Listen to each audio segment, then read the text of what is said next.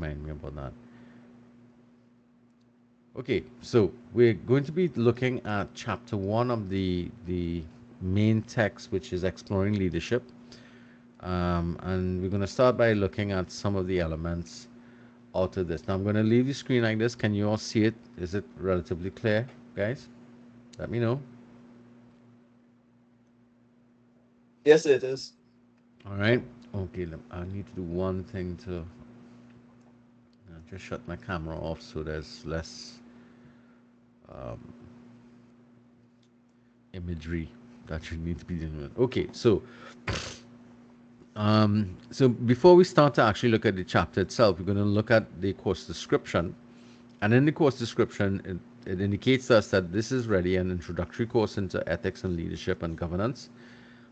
It's not meant to be the be all and end all of leadership studies, but a start point for us.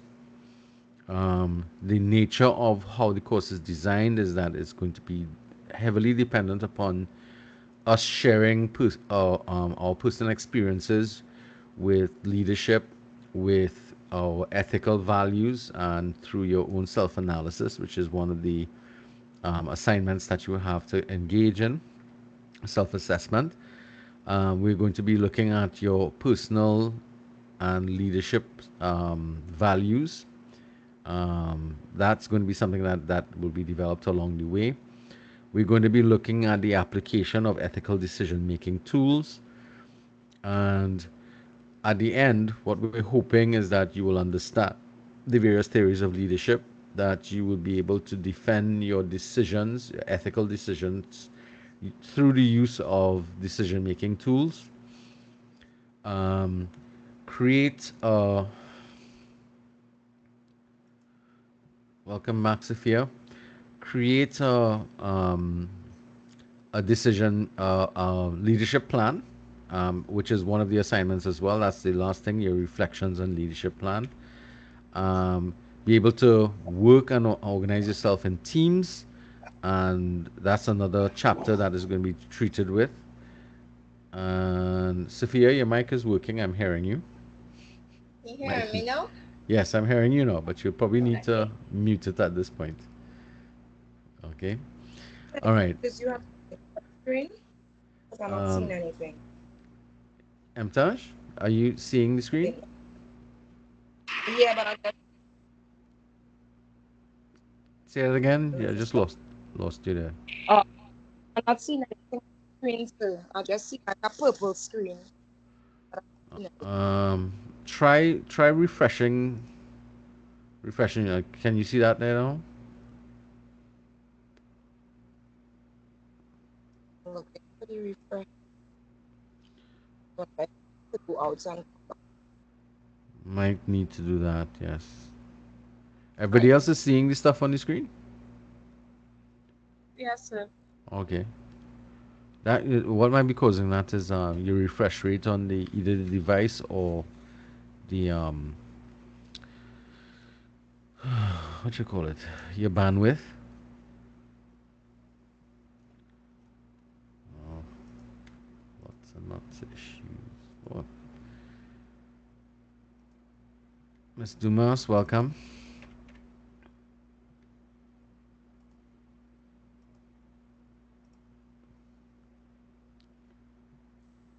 Hi. All right, Miss Emta, is you seeing what's happening?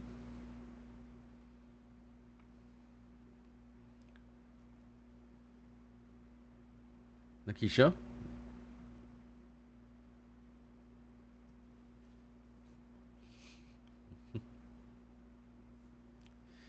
All right, we're gonna assume that she's seeing, but she's her microphone's off. Yes, sir. I'm seeing. Yeah, my mic Okay. was giving trouble. All Seeing right. off. Just All right. No once. worries. Happens. Thank you. All right. So as I said, we're going to be looking at your improving your capacity to work in teams and groups. That's something that a lot of students complain about in COSTAT. We do a lot of group work as part of evaluations, um, but we don't really do training in a major way in terms of how to manage group work and to manage teamwork. And the reality of it is that when you go out to work, or if you are already working, you'd recognize that in the job side and with life, basically, you're not doing things on your own. You are, in fact, going to be working with other people, and being able to manage that and deal with it is going to be a critical element. We are going to also be looking at leadership issues that we face on a private basis and on a public basis. Primarily, we're going to be looking at the experience here in Trinidad, if not the Caribbean, given the student body that we have available. Now, this last one here is a very lofty objective. It refers to um, behavior modification indicative of a personal philosophy of positive leadership and ethics. Now, this is where I like to start my questions, because this is from the course objective. So what do we understand by the term behavior modification? Ms. Wolford, any response to that?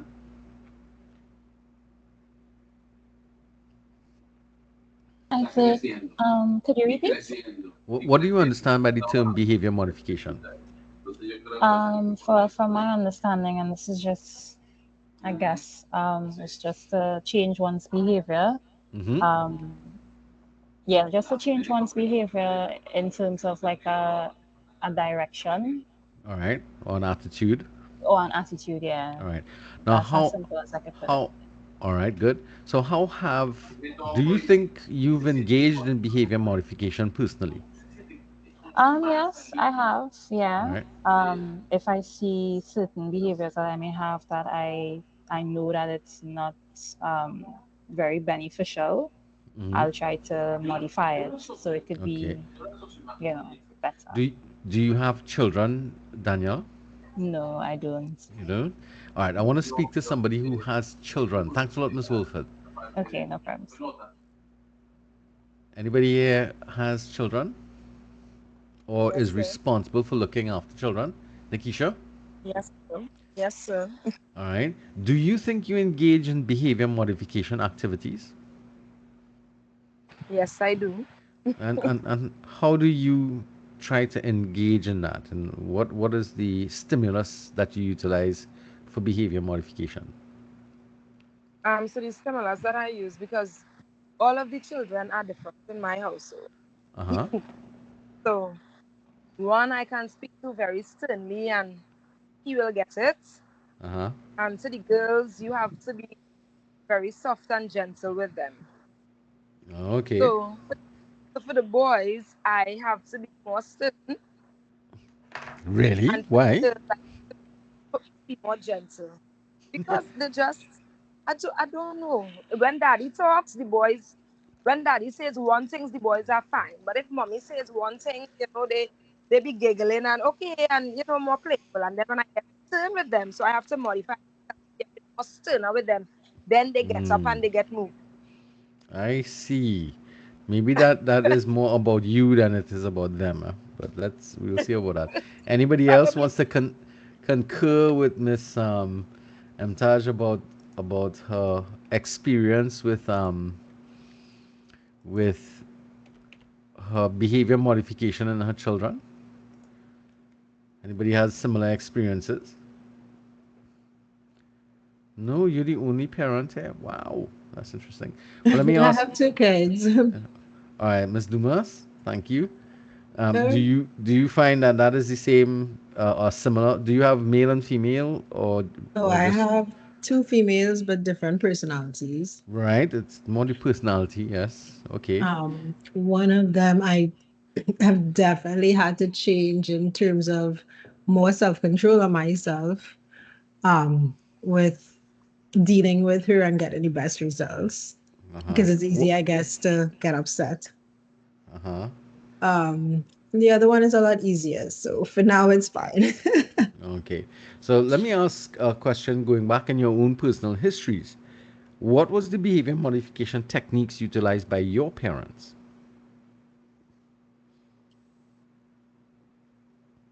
Miss Dumas, Select. I mean, that my yeah. mother, I think the Uh, only thing I remember clearly was she had, I mean, she never embarrassed us, I guess, which parents of her time probably would have done, but she just had to give you the eye. You Okay. to go still. I mean, and otherwise, if you push it, she'll deal with it when she gets home, And but never how in did she public. deal with it?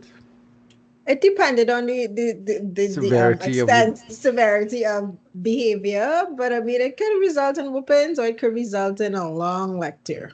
Now, do you use corporal punishment with your children? I know. No, it does not work with I attempted it in the early stages. Mhm. Um, but so I have a child who's severely ADHD. So it does not work with her. It actually just makes the situation work. Worse or worse? Okay. Worse, sorry, yeah. All So I have right. to step back, let my temper go down, and then deal at a different time. And removal of privileges works best. All right. Do you find that control that you seek is difficult to attain sometimes? Absolutely. Hmm. Are Yes. other people understanding what these ladies are speaking about from a parenting point of view? Camille, McLean. I'm not a parent, but I understand from observation and being around kids. I'm a more mature student in the class. Though Right. I don't have kids, I'm around kids. I'm around my nieces and nephew. I played a Right. big part in raising my nephew. Good. So, yeah, I understand it. Yeah. Now, I want us to think about the behavior modification that we experienced as children growing up. Which ones worked? Was it the ones that came from outside, or was it the ones that came from within yourself? Which is so. What I'm trying to get at here is once the negative or the consequences of an action is removed, does it mean that you would keep the new behavior, or would you revert back to the original behavior? That's the question.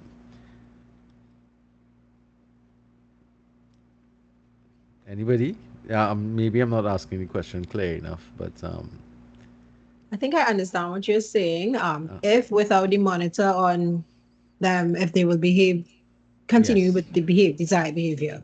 yeah. Um, I guess it really just depends on how you approach it. I think that's the most important part. If you at least try to get the All right. person So, to so, understand. so, what I'm trying to get to is don't think of yourself. Don't think about yourself as the person who's the instigator, but rather the person who's the recipient. What, if anything, happened in the past for anybody that maybe your parents didn't like a particular behavior or activity you were in, and therefore they punished you in one way or the other to stop you from doing it. With the absence of such punishment, did you or have you reverted back to your original behaviors? Do you find that happening? Or just the memory of the katas kept you in line? Come, guys, we need to be honest here. Uh huh. Go ahead. The memory of the cocktail Uh huh. kept in line, and then, well, with me, something that they spoke to me about, and I was able to then, after the licks, I was able to see that's Right. what they were saying, but it took me a while to understand what they Right. were saying, and when I understood it, I didn't revert back to the action. Okay. So that meant the external stimulus became an internal stimulus because you saw it upon yourself that what they're talking about makes sense, and obviously as young people, worse yet when we in our teenage years, that in between time between a child and an adult, um, where we think we know everything as young adults. We want to test the water and see if what they're saying is right, or to find our own way, basically. Um, but one of the things that happens, or this is the objective of this course. The course is designed to try to provide some internal um, stimulus for you to want to make certain types of changes when it comes to your ethical values and your positive leadership. So this is huge because it takes a lifetime sometimes to get people to make these kind of changes. It's huge in the sense that a course in the space of a couple months is going to attempt to try to get this behavior going on. So you guys have a lot of work here that's going to be coming to you, And one of the objectives that the course is going to try to get you to do is to change your thinking and change your behavior, but not from an external, but from you wanting to make those changes to become a better, well, what the program that we're going to look at is going to be speaking about in terms of your leadership capacity and your ethical values. All right, so keep that in mind when we're going through this program. So the two textbooks that we're going to be utilizing is primarily the Exploring Leadership by the Comives, Lucas, and Macon, and we're going to supplement that with some chapters out of the leadership experience to give a more business approach to some of the concepts that we're looking at as well. So it's a combination of these two textbooks that we have there, both of them downloadable from the e-classroom. All right, so when we start looking at this, the whole idea or concept of leadership, we want to look at it in the contemporary experience. We want to look at it around us today. There are lots of issues and problems that we have. The issue that we're going to face primarily with the course itself is that the stimulus material that we're utilizing is primarily coming out of the Mr. Edwards, welcome. Um, no, Malik, well, you were here before. Okay. Um, the primary issue that we're going to face here is that these two textbooks that are the required reading actually are born out of the U.S. experience, primarily, well, we'll say Western leadership models and Western leadership issues. Throughout this course, it's going to become incumbent upon us to bring in the Caribbean perspective. So as much as possible, we need to bring into the whole concept as much as we can Caribbean and local examples of leadership in action, leadership in crisis. Those are the kind of things we're going to have to do for ourselves, because until we get authors who are going to, look at the leadership question here in Trinidad or in the Caribbean, then we are dependent on the others. But we're smart people. We can modulate things and change them in a way that it starts to reflect and we start to understand a little more about ourselves in the context that we live in. All right. So let's start with the definition. Leadership is defined in the model that we're going to be looking at as a relational and ethical process of people together attempting to accomplish positive change. Notice positive change is very specific. And it is about the relationship we have with other people. So the focal point of the leadership definition here is about the nature of the relationships we have with those people around us who are leaders. Now, a good way for you to evaluate this or to remember this or to look at this is to think about your past teachers, both in primary, secondary, and in the college here, and consider the relationships that you've developed with those, or the types of relationships that you had with those teachers. Far too often, or what we find happening, is those subjects that we excelled in, we look at the relationship we had with those teachers was really good, whereas subjects we struggled with, you may or may not have had very poor relationships with those lecturers or teachers. Anybody who cares to comment on this in terms of their own personal experience with this? Anybody? Let's see. Haven? Keelan? So the thing is that it's a funny thing for me because I'm a twin, right? So Uh-huh. a lot of times teachers would compare me to my brother because Right. I was always the less quiet one. So for me, that comparison was like a Starting. example of how to act basically when teachers would do it. All right. But in terms of your general performance in various classes, did you find that you had better results with the subject material that you were dealing with when you had a better relationship as opposed to teachers that you didn't have a very good relationship with? Oh What yeah, was your, for sure, sir, yeah? for sure. All Yeah. right. And if in the working environment the same thing holds true as well, because you would enjoy working in an environment in which the relationship is a healthy, ethical type of relationship, as opposed to working with somebody who is grumpy all the time, always yelling at people, being very authoritative in their decision making. Anybody concurs with that from the working experience as opposed to the school experience? People who are working. Well, all My of you. hand is up, but I don't know So if you you see have it. some hands up. Oh, okay. Sorry, I had the thing scroll. All right, I see Akila Durham. Go ahead. My bad. Dur- well, your mic is open. I'm not hearing you. Oh, can you hear me now? Am I Yes, coming through clearly? Is I'm everything hearing good? you now. Yes, I'm hearing you Okay. now. So, I usually do tend to have a good relationship with teachers, which is why I notice the difference because like when I have the good relationship with them, my grades tend to Be I better. tend to excel better in those Mm-hmm. classes. But when it comes to teachers that have a different teaching style or like approach me specifically as a student, sorry, differently, it's just the connection that I have to the subject, it varies so greatly that I find it hard to get to like do good in the subject. Like for like CXC or last semester, just it's very easy for me to not do well, and I realize that it's just the like not mainly the lecturer's fault, but I know it plays like a really big part for me. Mm-hmm. That's I true. need to have that connection there. Right. That's good. Sophia.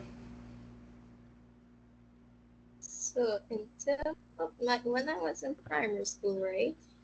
Mm-hmm. I never really had a good connection with my teachers. My teachers used to victimize me a lot Uh huh. because why I used to wear my hijab, right? Really? It's part of Okay. my religion. Right. And when I hit secondary school, I started communicating more with my teachers, and the teachers that I had was a good role model in terms of they made me become a better person Right. in terms of leadership. And when I started Costa, the lectures I had was really, really well, and I looked up to them as a leader and Uh huh. and a mentor. Good. Work wise, I can't say anything about work wise, but I live amongst leaders in general in terms of political, but um, Right. Mm-hmm. I would say some of them they have good leadership wise, and well, I also live among persons in the medical sector, Right. so I would say they have a good communication with me in terms where I look up to them and I get a lot of how I would say knowledge All right. based So you on have. how I should be, All right. Good. how I should act as a leader. So, All right. That's good. You have good examples to follow. That's going to be yeah, important. and I furthermore to that, I would have to say I am the secretary of one of my parents' foundation. Mm-hmm. So I'm the forefront there with all the mics and stuff like that. Right. So, yeah, and I'm a youth advocate for our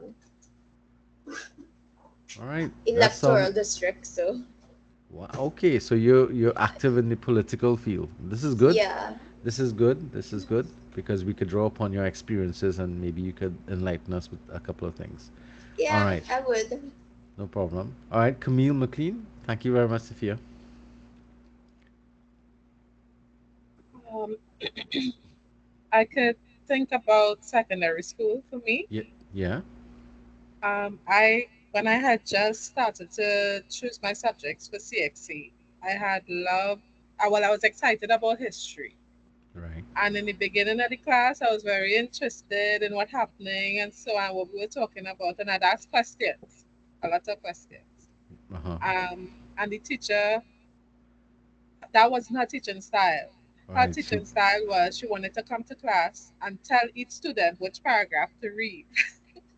And Wow. Okay. and to me that was very boring. And It so sounds boring. Yes. yes, and I remember I asked her a question one time about something we had read. Yes, I don't know. Just like that. Wow. And from that day onward, I lose all interest in history.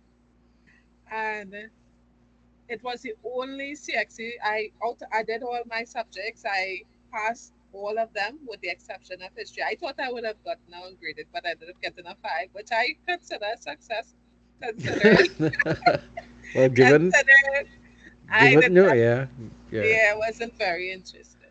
Yeah. Well, Um, I mean, interestingly, some people have had the experience where, despite the lecturer's indifference towards you and negative relationships, people have been successful by, relying on their own resources or finding alternative methods of education to help them.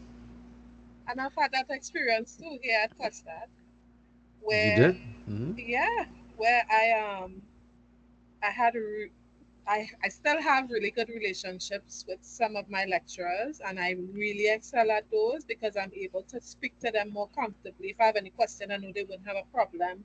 I tend to Correct. be have really good relationships with lecturers who are like that, who are willing Right. to help and answer questions and stuff. Because not only I'm not ashamed to say I don't understand something, but Well, for that's the why I hate. lecturers that are Go ahead. more stringent and hard to approach, it is more difficult, but I found that I still succeed. It's just more hard. It's just more difficult. More of a challenge. Yeah. All right. And this is the point that I was trying to make, that the quality of the relationship that we have with other people in terms of leaders, it makes the experience of the person who's a follower better. So this is something that we want to pattern our thinking behind, which is pay attention to the relationship we are developing with others around us, especially if we are developing leadership or working towards leadership positions or already in leadership positions. Evaluate the type of relationship that you're developing and fostering with the people around you as you focus on whatever change you're trying or the goals and objectives of your organization, or just the way in which you get together. All right, so this is why the definition of leadership as a relationship is a critical element, because most people don't see this in the traditional sense of what leadership is all about. Okay, so let's move along. Leadership can be viewed through various frameworks. And the first framework, and Sophia already kind of introduced this for us, is through the framework of politics. So when we look at leadership through politics, what we're really addressing is how we use the power that we have to influence other people. So there's the aspect of how we gain power, all right, and there's a chapter presentation on power and influence, and we'll go into this in a lot more details there. Or I should say, somebody from the class will be dealing with power and influence in more detail. And the amount of influence you utilize that power to do, or to accomplish whatever change. So of course, people with more power can do a lot more than people with less power. So if we look at the picture of these three guys here, these guys represent very powerful nations. The United States is probably the largest economy in the world, and therefore they exert a lot of buying pressure and consumption pressure on the world. The Chinese premier or prime minister here, he is in charge of the country that is exporting the most amount of goods and services in the world, and therefore, as a seller, they can exert a lot of pressure. Russia has one of the world's largest oil reserves, but is also um, sort of like one of the largest land masses in the world, that is positioning himself as a leader across the European frontier, and is pushing, well, right now engaged in warfare with the Ukraine, which is putting the whole area into a bit of a stressed out situation, and that creates a lot of concern for us as we move forward. So again, these are very powerful people, and how they use that power influences what's happening around them. So if similarly we could look at this group of people from the G20 summit in 2023, again, these are collections, some of the same guys we just spoke about before, a collection of powerful people from different countries whose decisions impact upon the world, and this is just 20 nations, and this picture just excludes the United States. These are 20 nations whose decision making has influenced and impacted the world around us, especially in big areas like climate change and global warming and that type of stuff. Those are things that illustrate to us how power is utilized in and influence the type of activities that go on around us. So think about those individuals within or close to you who have power and how they use it to influence whatever change that they would like to see. Whether the change is positive or negative, that's a different issue at this point in time. But when we think about leadership, one of the first things that comes to mind is about the power that somebody has and how to use that power to influence others around them. Especially in our country here, we could think about the people in power in certain aspects in terms of the political sphere. We have the prime minister, president. We have the leaders of the judiciary. We have the leaders of the police force. Those individuals have a certain amount of power ascribed to them based upon the position that they hold within the organization or the way in which the country is organized, and they have influence on the people who work for them or with them in trying to get things done for the country. So we have to look at that in terms of one of the aspects of leadership that we can look at. Another framework is through business, and specifically through management of business. Now, management spends most of its time looking at the outcomes of the business. Now, for a business to remain successful, it must have profits. And therefore, the effectiveness of management is measured in terms of their ability to utilize their relationship with their subordinate staff members to achieve the outcomes required for the company and the organization, primarily measured in the form of profits and earnings. So if we look at this bunch of individuals here, how many of them can you recognize as being successful entrepreneurs and leaders in management fields? How many of these people do you recognize? Anybody?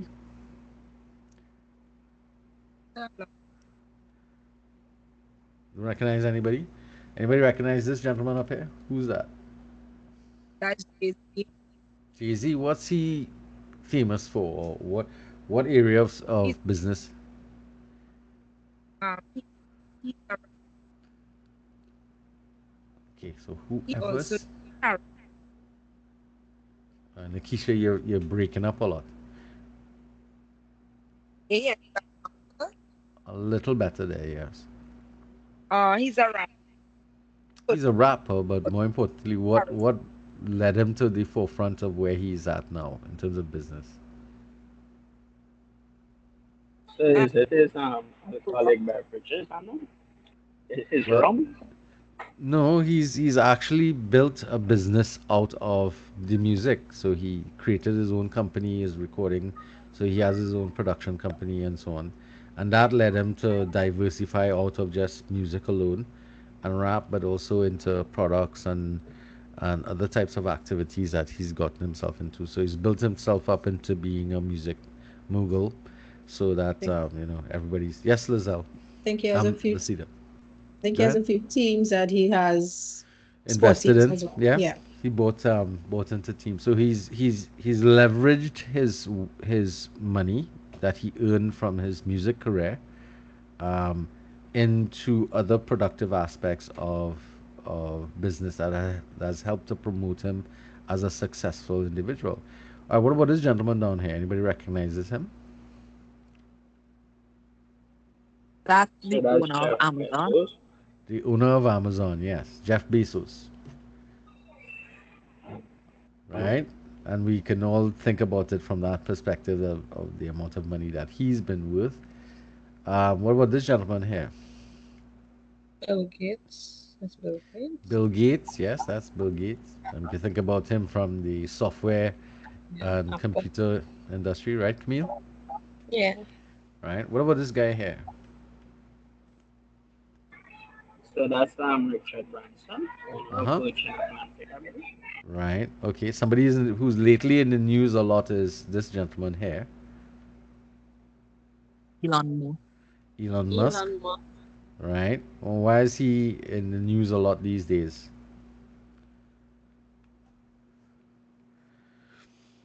Well, he's under a lot of pressure because of what he's done with what's the name of that company he bought? Um, Not Huh? TikTok. It was Twitter. is Twitter. Twitter. Twitter, right? Which is now called X, right? Yeah. Yeah, so he's come under a lot of scrutiny in relation to that, but he's also involved in the space race and SpaceX, which is another area that he's gotten involved with, as well as Tesla, which is his line of battery powered cars or electric vehicles. All right, so there's a. What about this guy here?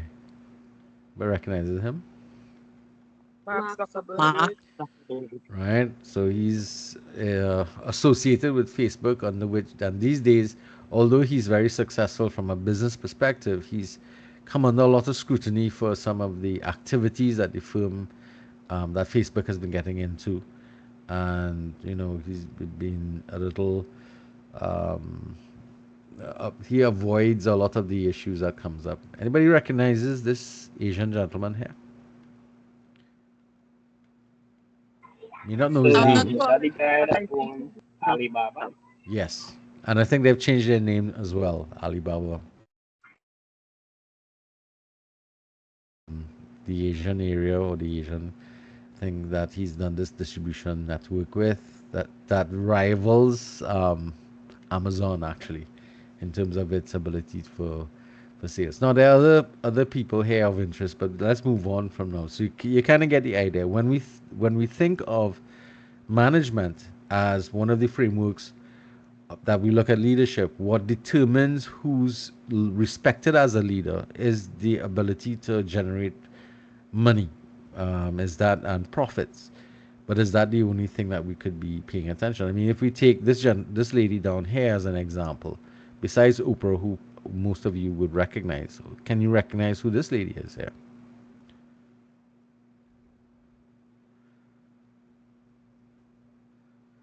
And this is a top leader from 2021. Anybody recognizes her?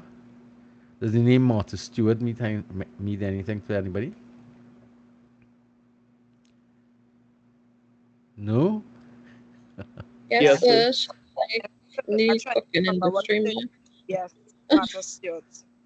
Right. And one needs to remember that Martha Stewart went to jail um, for what was it? Insider trading. And Insider that's trading. Yes, sir. yeah. She came back out of jail and has reestablished herself as a successful business person again. Does that mean that they're necessarily a good person? That's something that we should be thinking of. So when we look through the framework of management, is that a good framework to look at or defend or you know say who's a good manager or evaluate leaders? Sorry, in the environment that we're looking at here. All right. So another framework through which we look at leadership is through the discipline of anthropology. And anthropology is really a retroactive look at societies by examining what were the cultural influences, what were their languages, what were the tools that they utilized in their day-to-day activities, what symbols they utilized in their societies, and what were their norms and um, behaviors established from the past. So if we examine a lot of what took place in the past in our lives, we'd start to recognize that the things that they're speaking about here, from this perspective, because it's the same thing just in a representative form. What what are the things we gathered from the past? We looked at the old buildings that they utilized. We looked at the tools that they utilized. We tried to understand the language and communication techniques that they were able to that we were able to get from them. And here we're talking about just the recent past. Maybe we're talking about the ancient Egyptians, or we're speaking of the Aztecs and the Mayans, especially the Mayans, because the Mayans has been a big mystery for us. And we try to learn from their behaviors, what was accepted as normal behavior, how their leadership evolved or came by. Now, if we were to think um, another 5,000 years in the future, what would our, if and somebody was digging up our bones and getting into our culture, what would be some of the tools and languages or linguistics things that they will pick up here in that's indicative of our lifespan here in the 21st century? Can you think of something, if you were an archaeologist in the 5,000 years from now, looking back, what would you find? Anybody could think of things? I know we will find a lot of smartphones. Plastic, sir. Say that again, sorry. So I was saying plastic. A lot, yes. Actually, we might find a lot of plastic. Yeah, that's a good answer. Yeah. What else would we find? What about all our linguistics or language and communication skills? We might find we might find a lot of emojis all over the place, right? Might be something Yeah, interesting to look at. All right. Definitely, we will find a lot of smartphones all over the place as well. and Hmm. All right. So they'll get a fairly good idea of what our tech level of technology was, and they'll probably find combustion, the internal combustion engine, um, various forms of fossil fuels that we were burning to run our societies and our cities and stuff like that. So those are the kind of things that they will unearth about us, and it should say a fair amount of things. What would it say about our leadership, though? How do we choose our leaders? How do people arrive in leadership positions? In the political sphere, generally in democratic states, it would be those individuals who are able to garner the most support from the populations. In those places that didn't use a democratic system, so it'll be those people who can influence and acquire the most amount of power to be able to hold on to control. Let's say in a dictatorship, and there would be some form of some form of coercion that might be utilized in systems like that. So it'll vary based upon the part of the world that they go dig up, right? But the vast majority of the world is in a democratic system. So it'll be those people who are able to gather the most amount of support. And how did they go about doing that? In this current age, where a lot of social media becomes very critical for garnering support and followers, for want of use of a better word. All right, so let's move off of archaeology, and we're still looking backwards a little bit because another framework we utilize is more recent history. And in history, what we're going to find is that in times of some sort of major activity, some sort of social movement, or some sort of crisis, we have significant individuals who arise and sort of rise to the occasion and take up significant roles in or during that period of that particular activity. So let's look at this first one here. Who are these people and what were they associated with? Anybody? Put up your hand if you know these guys. If you don't know, War. I think it was like World War which One. I think. one? Is that Which it? one? Or World War Two? You think it's World War II, all right? So who are the players? These four players here. The first one is the president of the U.S. at the time. I Um, forgot his name. Roosevelt, Well, yeah, right? Hitler. I think the next one was a Duke or a Count, one of the two. Which one? This one here or this one here? That one, yeah. This guy here? No, Yeah, he's I the Prime think. Minister of England, Oh, okay, okay. Winston Churchill. Right.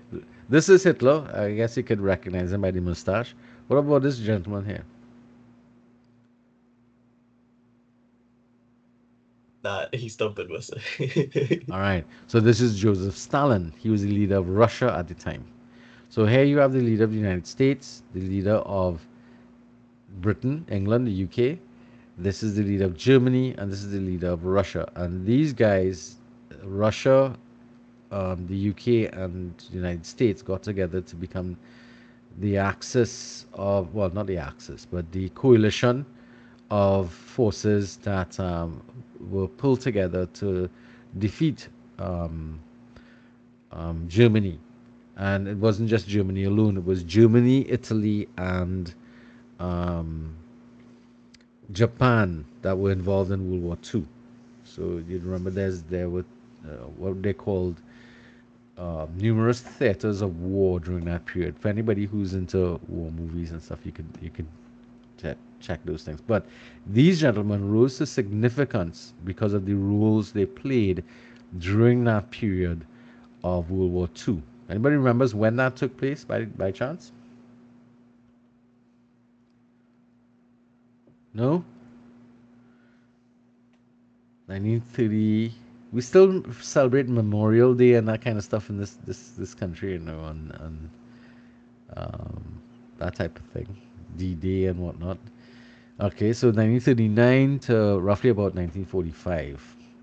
What ended the World War eventually? Anybody? Hmm. Anybody ever heard of the places in Japan called Nagasaki and Hiroshima? Yeah, where the bombs are. Yes, sir. Right. Really So that was bombs. the first time and the That only was when the time. bombs were dropped. Right. That was the first and only time that we ever used nuclear devices, or at that time atomic devices, in war. Since that time, we have never used any nuclear um, devices in war because of the devastation that it created. Um, and the fact that those places in Japan still to this day are wrought with radiation that you're unable to go and actually live there or stay there for very long.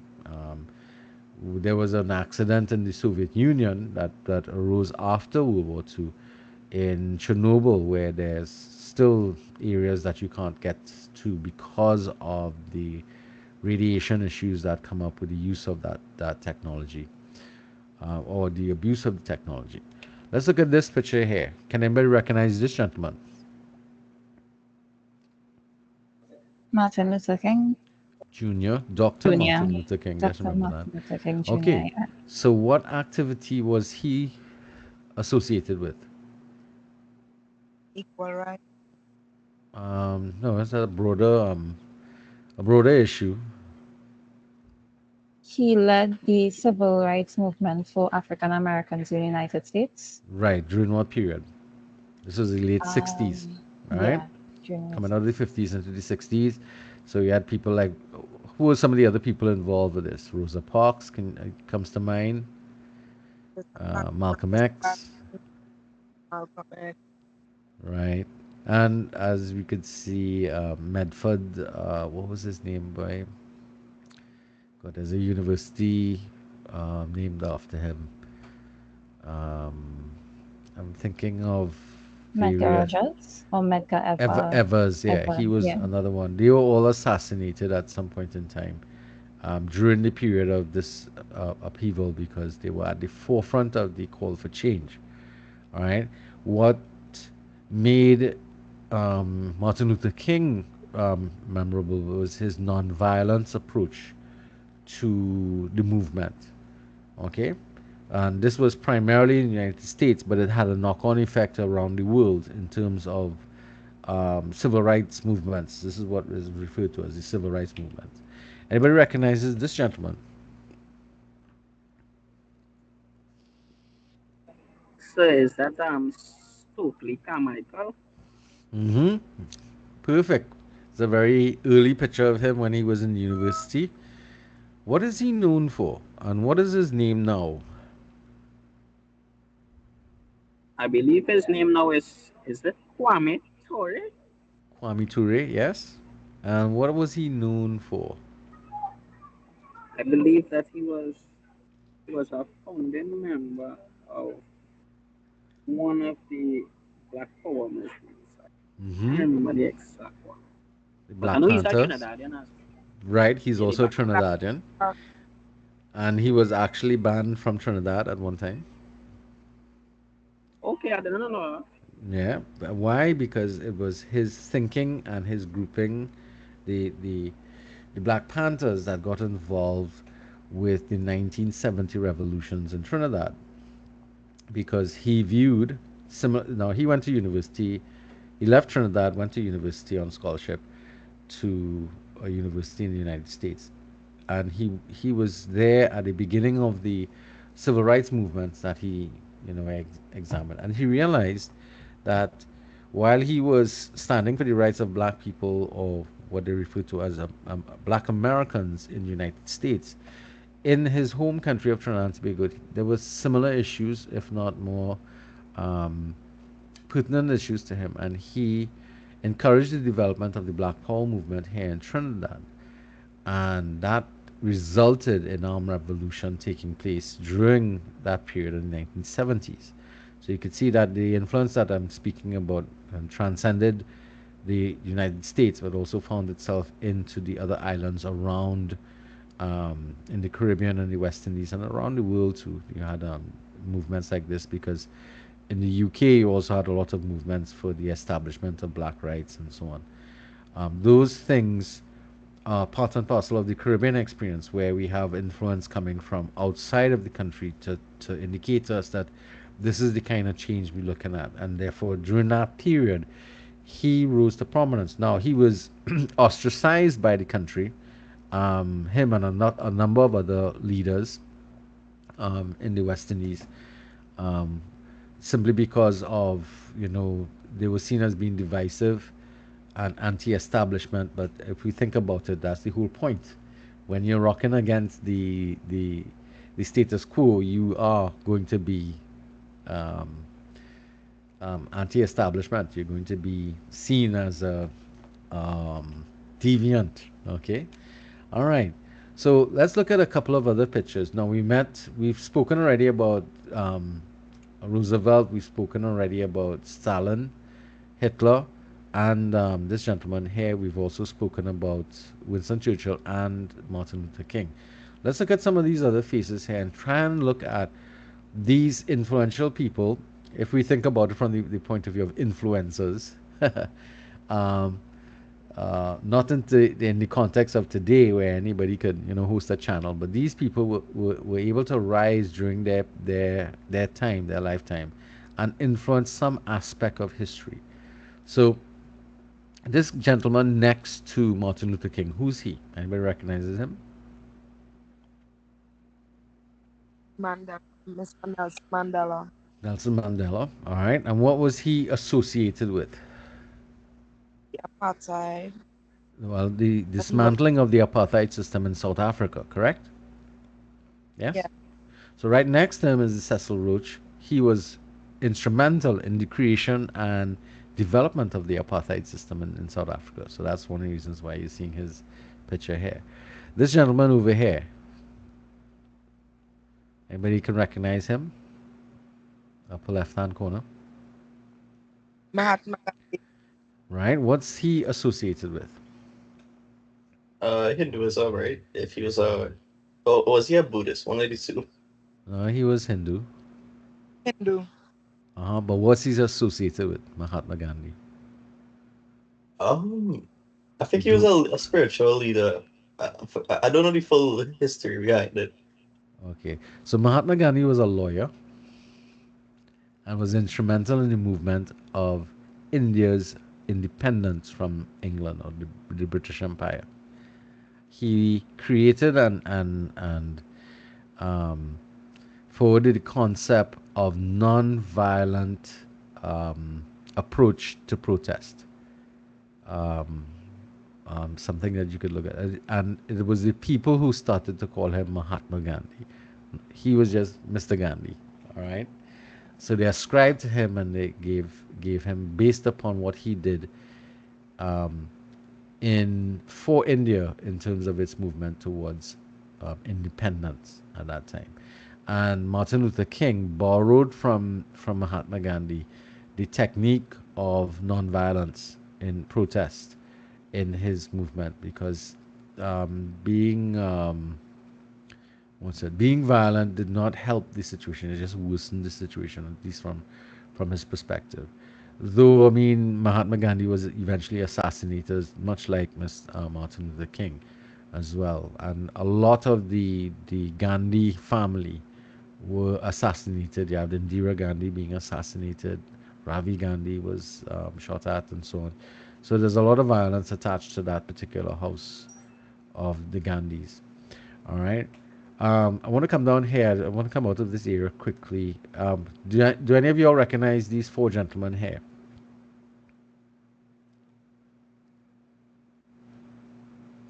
Is it are they the Fugees Nope. Looks like the Beatles.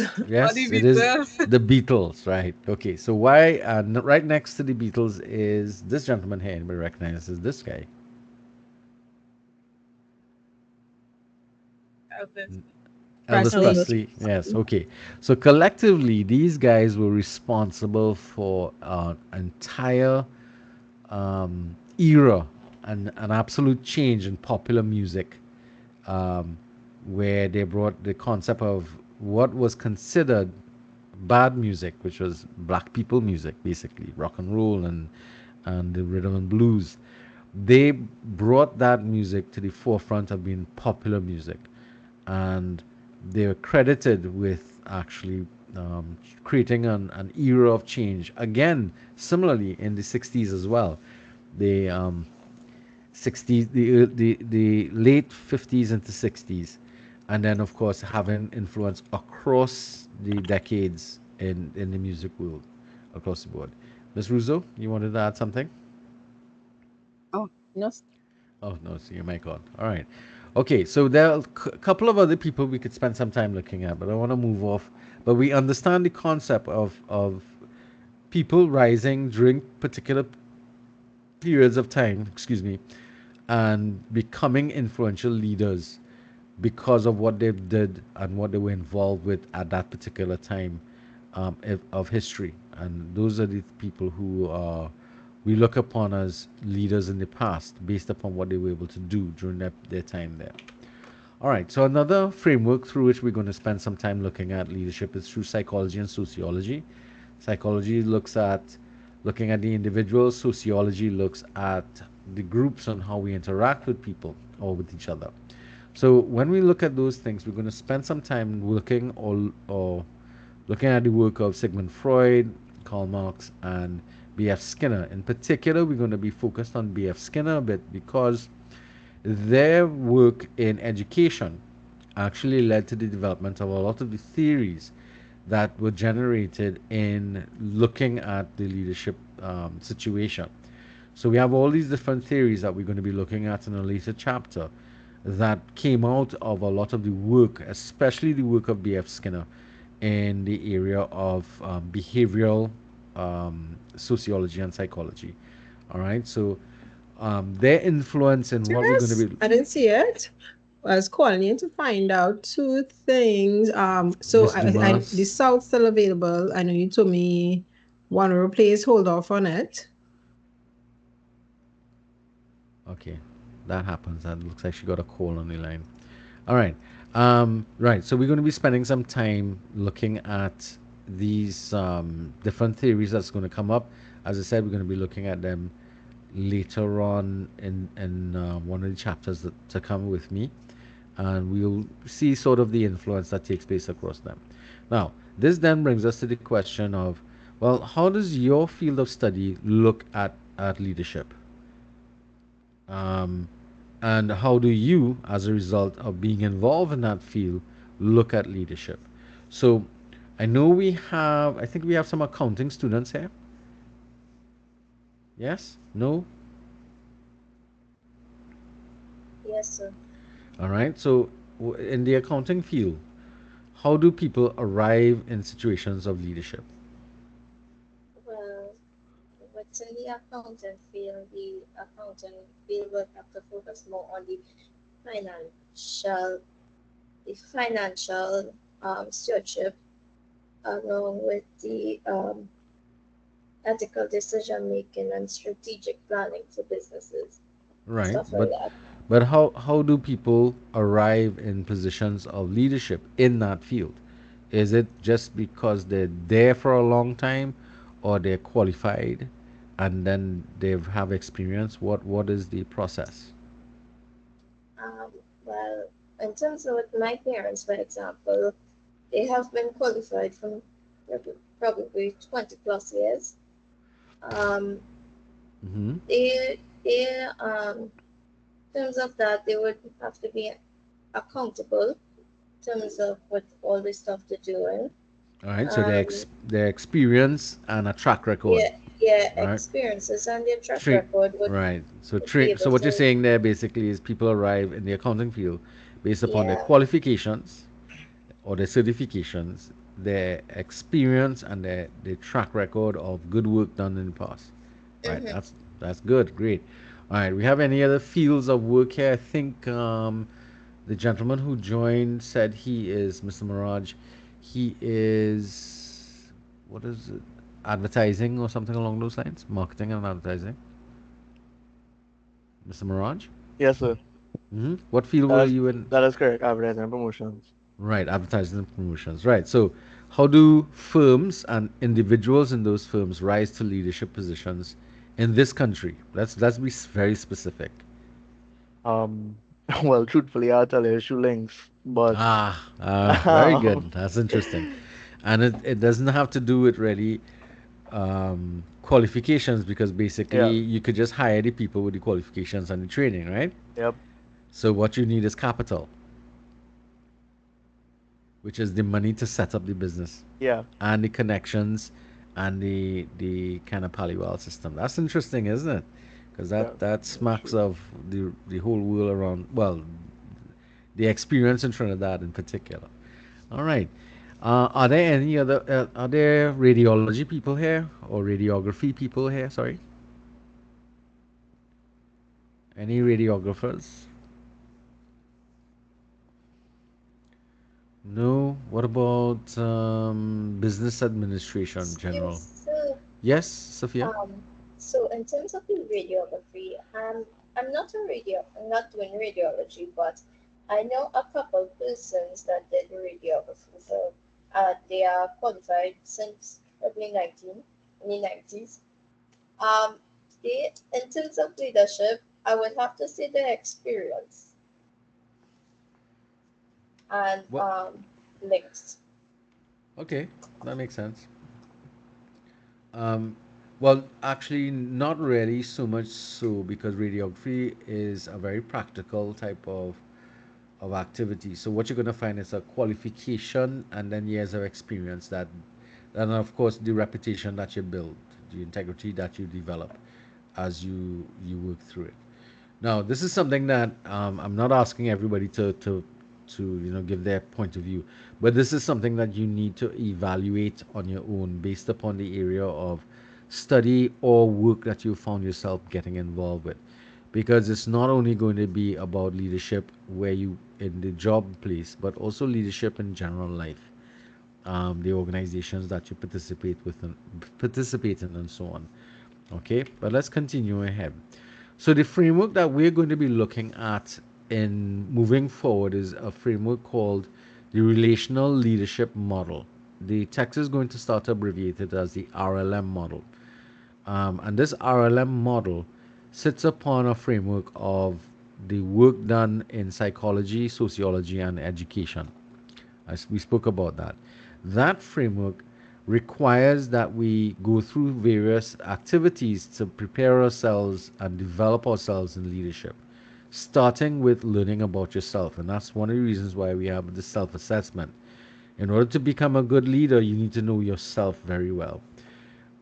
Not only in terms of your concepts of who you are, but also awareness of how other people view you as well. That's the second element. And with that, we need to also come to a very brutal understanding of our basic values and belief structures that we hold to be the most important to us. These areas of self awareness are very important as a foundation for us to build an understanding of who we are and the type of leader that we're going to be making. So the model is going to require a lot of work in this area, which is why we have a major piece of assessment in self analysis that is required. All right. Um, as we move forward, in order to develop that type of stuff, we already spoke about self awareness. We also need to engage in effective listening, collaboration, compromise, and putting all those things into practice on a day to day basis so that we can become better. Of these items, these 5 items here, one of the most difficult to engage in is effective listening. Now, let me ask anybody who here who's done communications before, what do you understand by the concept or the idea of effective listening? Harmony, Miss Applewhite?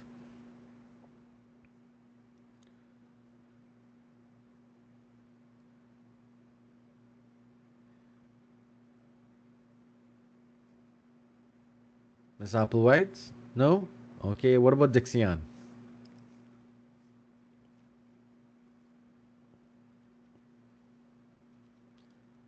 Wow, people ducking away. Daniela Wolford? Hmm. You guys hearing me, right? Yes, we are, sir. Right. Okay. So, Mr. Singh. Yes, sir. Is actively paying attention and understanding and responding appropriately. Okay. So, if yes, that is part and parcel of the process of effective listening. But one no, that's a good set of ideas that you're looking at. Listening carefully, paying attention to the person, and responding appropriately. But there is one thing, Avish, that you didn't talk about that is critical. Anybody thinks they can identify what it might be that is critical for effective listening? Not that what Avish said is wrong. All of those things are important in the process of effectively listening to somebody. Anybody else can think of something? Attention. Sh- Cheryl? It's Sherry answered. Sorry, Is Sharian. That's okay. Is it understanding the message that is received? Right, that's the ultimate goal. But in order to achieve that, something has to happen before. Somebody had to open their mic, So but I I couldn't. had to pay attention. Hi, Talisha, is that Harchan? Yes, sir, I had to pay attention. Paying. All right. Well, Avish spoke about that, but yes, that's the beginning of the process. Paying attention, maintaining good eye contact and so on. That's important. Anybody else? All right. Well, let me help you all a little bit because So, we want to. so understanding what is verbal and non-verbal message. That's part and parcel of decoding of the message, and that requires that we yes pay attention and see what the nonverbal cues are that are coming from the individual, and paying attention to the verbal message itself or the written message, depending upon how we're doing. But Camille Nelson, Asking questions. not necessarily because sometimes when we ask questions, we actually interrupt the process. There's something more. Go ahead. Empathy. Well, empathy is one of the issues, but can create something. When we empathize, what does that mean? Now you brought this up, Talisha, so tell me what do you understand from empathy? Like being aware of the speaker's feelings and their perspective, or like Ah, showing genuine concern or interest. okay, all right. I feel for you. That's the basically thing. Yeah. Now when we do that, how do we go about doing that? How do we achieve this empathy? They might put Avoiding like in judgment. Ah, who said that one? Avoiding judgment. Me say, Christine. Christine, that is probably the most important part of effective listening. We have to avoid our personal judgment of the individual and the message to be able to truly listen to somebody. Because one of the problems we oftentimes face is that how the person presents themselves or what they're speaking about evokes a automatic response or reaction that clouds or colors our interpretation of the message being sent. Sometimes, when we need to effectively listen to somebody, we do not need to say anything. We simply need to be there and pay attention. That makes sense? But one of the hardest things to do is to remove our judgment through the imposition of our own value structures or value systems on the individual and what they're seeing.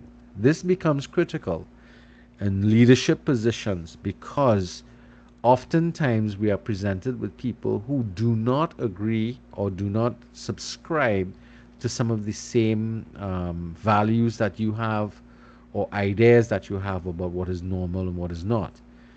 So consider and know for yourself if you have issues with, if you feel strongly about certain things, you have to pay a lot more attention to ensuring that your own bias is not impacting upon your listening, because you will end up hearing what you want to hear.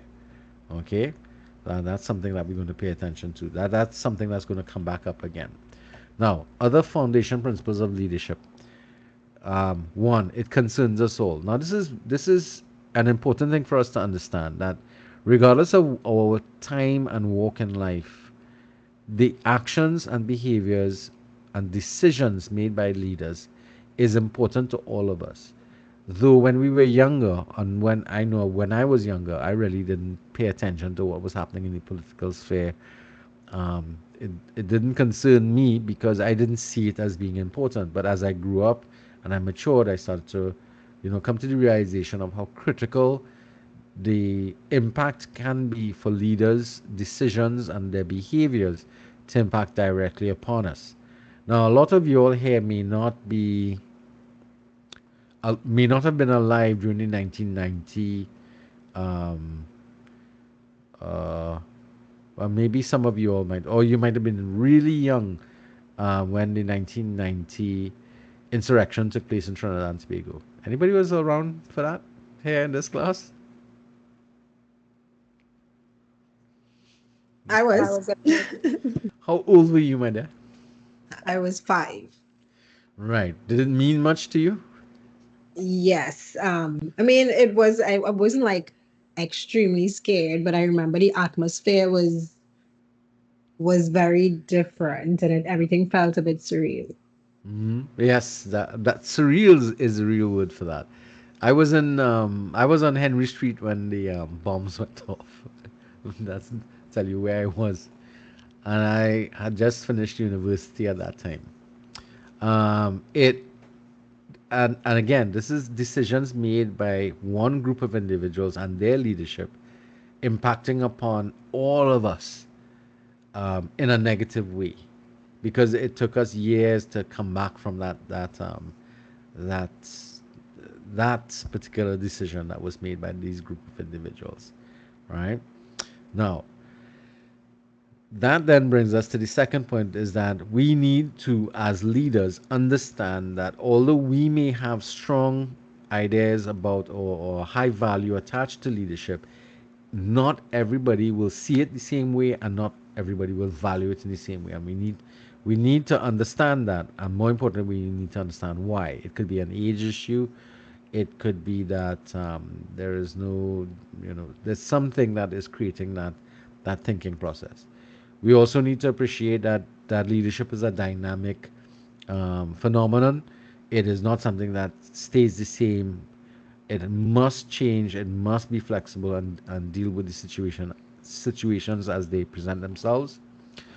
Also, that one style of leadership is not sufficient, that different circumstances require that we utilize different styles. And this is something that happens a lot in places of work where um, bosses or supervisors might utilize a more dictatorial approach to their leadership, and that does not work for everything. It can work for certain duties and responsibilities, but it does not work well with everybody.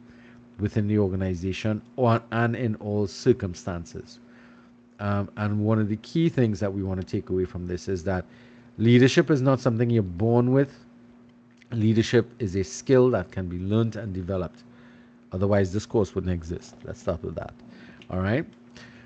For us to develop these leadership qualities that we're looking at, it requires us to commit to very high ethical standards.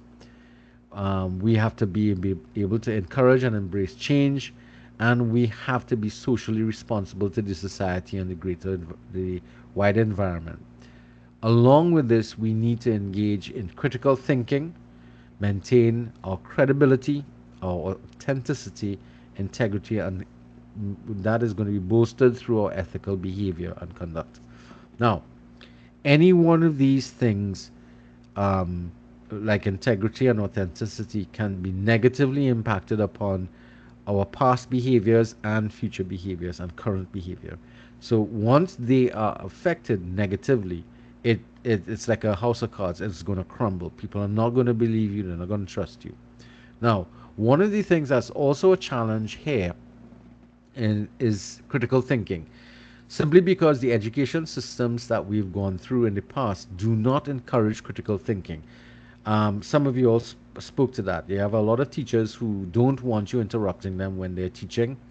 They don't want to engage in any sort of explanation beyond what is in front of them, because it puts them in a situation. But the whole system is set up where we are training people to go into an organization and just fit into this cookie cutter mold. Don't ask questions. Do what you're told, and basically, listen to what has been set up. For those of you who are working, look at the way in which your office is laid out, and you'd notice some levels of similarity with classrooms. Regardless of how pretty and nice and comfortable the offices are, you'd realize that the way in which we arrange the the place for employees to sit and work or to do what they have to do in the office, you'd recognize that it's really similar to the way in which classrooms are set up in rows and columns, and everybody's facing in one particular direction, and the boss or the teacher, the person in charge, has usually a bird's eye view of everybody and everything that they're doing. Is that concurrent with most of you?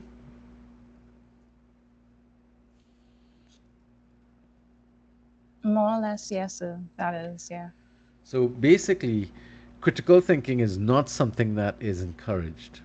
Think about why you're set up that way, because the same way a classroom is set up is the same way that the workplace is set up. And again, in the job market, we want people who are easily subdued. We don't want critical thinkers because we don't want people asking too many. We want them to be, critical enough, but not critical to the point that they're going to question decisions that are made, because that means you're going to become a difficult individual to manage. And some of you may have already experienced that type of thing in your working experiences if you engage in independent thinking. All right, so there are three general developmental areas that we need to look at when we starting the process of developing our leadership potential. The first is knowing, and we spoke about this before in terms of the self-analysis. You must know yourself, you must know how change occurs, and you must know and understand why people see things different to you. So let's do an exercise, and then we'll come back to this here. What do you see here? Anybody who's willing, just put up your hand or open your mic and tell me, what do you see here? First thing I saw was a skull, to be honest. Right. Good. And what else do you see now? The reflection of the lady looking into what seems to be like the mirror. Right. But it's giving us background image of a skull, right? Yeah. Other people would agree with this? Yes, sir. Yeah. Comes Okay. like it's dead. You're alive, but you see yourself dead inside. Interesting. That's a very nice analogy to make there. Interesting. Very, very good. All right. So the next picture that I want to look at is, yes, Durham. Go ahead, Akila. Oh, I wanted to chime in and say that the dress in in the reflection is also different. So it would be like the person who is looking into the mirror is seeing themselves differently as they present. Well, it appears that way. Yes, that's true. That's true. Yes. Others may see things different to you. All right. So I'm going to bring up another image. And if you've seen this image before and you understand the exercise that I'm going to go into, do not say anything. Reserve your comments for people who have not yet come across this image before. So, all right, so let's just move into it. So, if you've seen this before, hush up, keep quiet. Let's see what somebody, this might be the first time you're coming across this. What do you see? Anybody? I see, to me it looks like a lady turning back, her face in a side profile. All right, right. So she's sort of like looking over her shoulder away from us, right? Yes. All right. Everybody seeing that image of a woman looking over her shoulder away? All right, hold on. I have to just bring this person in the classroom. Hi, Malik. Welcome. Good day, sir. Yeah. Hi. Let me just take note of your attendance. Rodriguez. All right. So, Malik, as you arrive, let me put you on the spot, and I want you to look at this image and tell me, what do you see? Mr. Rodriguez, I should say. There are two Maliks here as well. Yeah. I see a woman looking away, Uh-huh. but I'm not sure there's two images here. I All right, just so stop.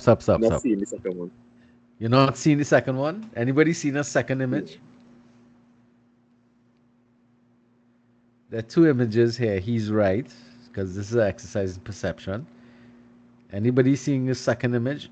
First off, is everybody seeing that young lady looking over her shoulder, away from us?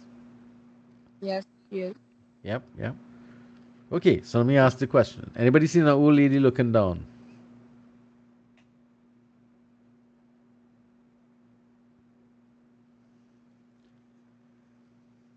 No, sir. I now I'm see not it, sir. seeing it. Yeah, All right, no. so Sherry, you saw that old woman looking down. Daniela, you as well? As you mentioned it, yes. No, still ain't seeing it. All right, Still okay. not seeing it. So all right. So Sherry, you hold on. Let me try and see if I can get people to see this old lady looking down. So the first thing I want you to do is to close your eyes, look away from the picture for a little while, and then I'm gonna ask you to open your eyes and then look at the image and listen to what I say to you. All right. So open your eyes. There's an old lady looking down. She's sad. This is her mouth. This is her chin. This is the head tie that she's using. This is some of her hair that's falling over her eyes, which this is one of her eyes, and this is the other eye that we see over her large nose. All of this is her nose. This is the coat that she's wearing. It looks like a big black fur coat, but she's very sad. And this feather hair is coming off the top of her head. Everybody seeing that now? Yeah. No, Yes, I'm sir. not Still seeing it. seeing it. Yes, sir. I'm seeing it now. Seeing it? Um, Who's yeah. not seeing it yet? I'm missing it. I don't see it at all. All right. So, for those of you who not seen it, just close your eyes. When you open up your eyes and you look back at the screen, tilt your head slightly to the right. And listen to what I'm saying again. This is her chin. This is her mouth that's turned down in a sort of straight line. This is her nose. This is one eye. This is the eyelash from the other eye. This is some of the hair that's falling over her forehead, Okay, I see now. I see now. right? Okay. And this is the hair tie that she's covering her head with, a scarf that she's covering her head. And this black stuff here is a coat that she's wearing because she's looking down in towards the ground this way. Right. Seeing it now, miss? I know one person agreed that they saw it. Yes. Very, Still not very seeing, slight. still not seeing it, right? I see it. I see it. All right. So this is available online. I think YouTube has a little clip on it as well. You all can look for these things. But this is about perception.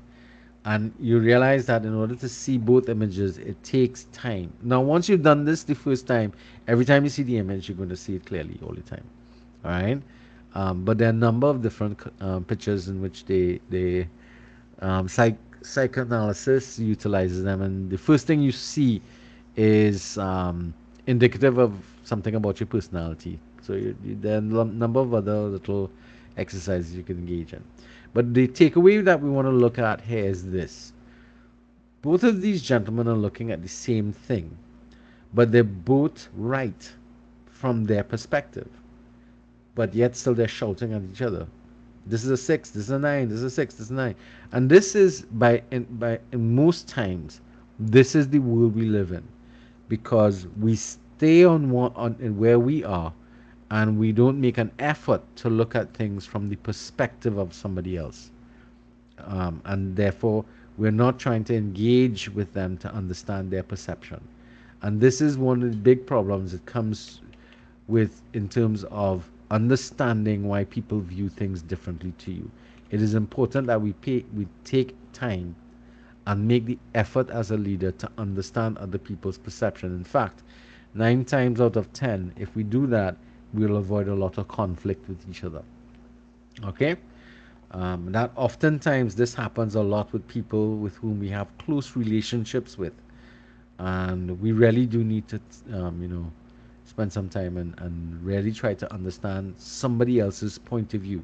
The problem is that our emotional connection creates issues for us to engage in that type of letting go of my what I feel and trying to understand their feelings about it. So that's something that we have to pay attention to. The second step of this three-step principle is the being part. So that, yes, once we find out and we try to understand ourselves and others and why they think the way they do, we must behave in a manner in which we are ethical and principled, which means you have good ethical standards.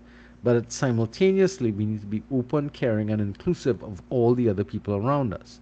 Because if we want to encourage people to be, a follower in our organization, we have to be open to who they are and inclusive.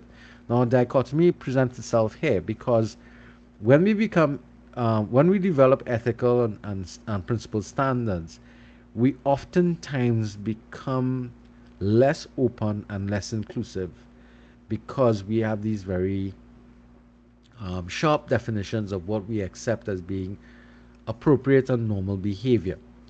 So this is especially true in a lot of organizations that are hinged heavily upon spiritual belief structures or spiritual standards, so that when they come across somebody who challenges that perception and ideas we have about life, we then become closed, we are uncaring, and we exclude these individuals from our groupings, from our thinking, and even more so from communicating with them.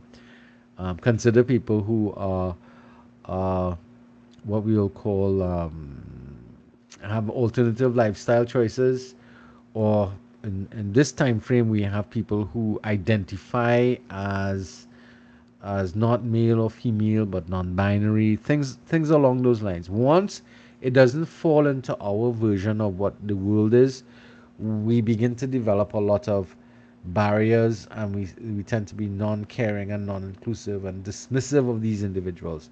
Now, I'm not saying that you have to condone what the person is doing, but if you are to be a successful leader, you need to at least understand why the person identifies as what they do. Suspend judgment. Remember, we spoke about that before. um, because in some instances you have no choice, but you have to work with these people. You have to engage with these people because you don't control who comes into the organization or not. All right. If you could do that, I mean, it means that your organization in itself is non-inclusive, not open to the wider society, and is exclusive in nature. So think about the nature of that organization that you're with in terms of its ability to be open, caring, and inclusive. Following what I'm talking about here, guys? This is a challenge. It's one of the things that is going to face all of us at some point in time, either as a leader or as a follower. That's something that we have to pay attention to. And the caring element is really important. Branston spoke about caring as being critical. You can't be a good leader unless you really care about people. And I like to equate this to teaching. You can't teach people effectively if you don't care about them. You have to care about people's learning, care about people's development in order to want to bring to bear and to bring to the classroom or the learning space some level of understanding, compassion to the students that you're interacting with. And as a leader, you have to lead by example. Because if you don't exhibit some sort of care and some form of openness and understanding, then that activity or that action is going to persevere and pervade the entire classroom. All right. Other people have already spoken about this with their experiences with teachers who are less than open and caring about their positions and point of view. All right, now this brings us to the third part of the process of knowing being. The last part is the doing part. When we put these things into practice, it means that we must act in a socially responsible manner, and this action needs to be consistent and congruent in all aspects of our lives. And as we engage with our community, with our commitments, be it work or church or whatever, and with our passions, those things that we like to do, like fishing, or if you play music as a hobby, those kind of things. All the communities that you engage with, all the organizations that you engage with, you have to act in a socially responsible manner in all circumstances and situations. So what this means is that regardless of where you are operating, at home, at work, at school, in your down the road lineman, wherever you are acting in the same consistent way. You don't have one set of rules for home and another set of rules for the office place. And congruently would mean, well, congruently refers to that it happens everywhere in every space the same way. Consistently means that every time you come across a similar issue, you deal with it or you treat with it in the same way. Unless, of course, you think that in retrospect, maybe you could have dealt with something differently. Then maybe that means you're making some form of adjustment to your ethical values and standards based upon the reality that's facing you. So social responsibility is something that we're going to speak about a good bit. So most times when we think about this, we think about making sure that whatever we do positively impacts upon the society and the world in general. Now, so you see things like charity, and you see some symbols here that we're building back the environment. We find this is a principle that concerns a lot of organizations that are profit generation in general, but they are also in their production negatively impacting the space around them in one way or the other, be it in the form of pollution, be it in the form of exploitation of one form or the other, or some sort of other types of misalignment with the greater good of the society. So you notice that a lot of organizations who generally their activities are negative to the environment in particular, let's say the logging industry or the oil industry, you'd find they engage in a lot of activities that try to give them the guise of being socially responsible. So they'll sponsor sporting activities, youth-based activities, that type of stuff. I'm sure you all are familiar with organizations that do this type of stuff. Some financial institutions, for example, who make lots and lots of profits, they would sponsor a team, or they would sponsor some youth event or some sort of competition, um, to be able to, say that they're giving back to the society, as opposed to only extracting some from the world and society around us. Think about that. That's what it means to be socially responsible. Sometimes, though, it's a double-edged sword. All right. So, although these three steps that we talked about, the knowing, being, and doing, is looks like a set of easy steps to follow to develop leadership, it's not the it's that's not the case. Leadership is not a process that you can just go A, B, C, D, and that's it. The reality of what we have to engage in here is to develop a way in which we are thinking about things, our philosophy of leadership, and we need to truly engage with what is important to us in terms of our core values. Now, I see this not so much as a step by step process, but more of a cyclical, an outward spiral activity, because every time we go through a process, we should develop greater levels of perception and ideas and spiral outwards, and increasing and improving our awareness and perception every time we make the journey. So this is not a one and done. This is a process that's ongoing and must be repeated from time and time again. Especially when we have, there's a massive amount of change taking place around us. Are we still relevant? Are we going to make sure that we are, connecting with people at their level, at what is important to them? Because this is in particular where leaders become a little more isolated, and they become, removed from the reality in which they exist. So there's a detachment, and that's happening because the leader is not engaging in renewing their ideas and renewing their perception of the world around them. They're kind of stuck in one way of thinking, or they're stuck in a way that is no longer relevant. And this is why it can't be a step by step process. It must be a process that is constantly repeating and renewing and revising. So nothing remains constant. We must be living in a constant change mood. That's basically what we're doing. Now, to assist in this, we always talk about working hard, but the working hard is not really paying off. What we have to do is to work smarter. And when we talk about working smarter here in leadership development, we're talking about collectively smarter, reflectively smarter, and spiritually smarter. So collectively smarter makes sense immediately, because if we have a problem that we're facing, the the if it's only you looking at the problem, then all we're dependent upon is your knowledge and your perception and your training. But if we bring a few people to look at the problem, maybe 4 or 5 people, we have more people's perceptions, training, and expertise looking at this problem to find a solution. So that's why we say collectively smarter. All of us is smarter than, well, are smarter than one of us. All right. Um, this is difficult for some leaders because they perceive themselves to be the the be all and end all of decision making, but they really are shortchanging the entire organization by not allowing contributions from people who would have, one, different perceptions, two, maybe better skills than us, and maybe better ideas than we do.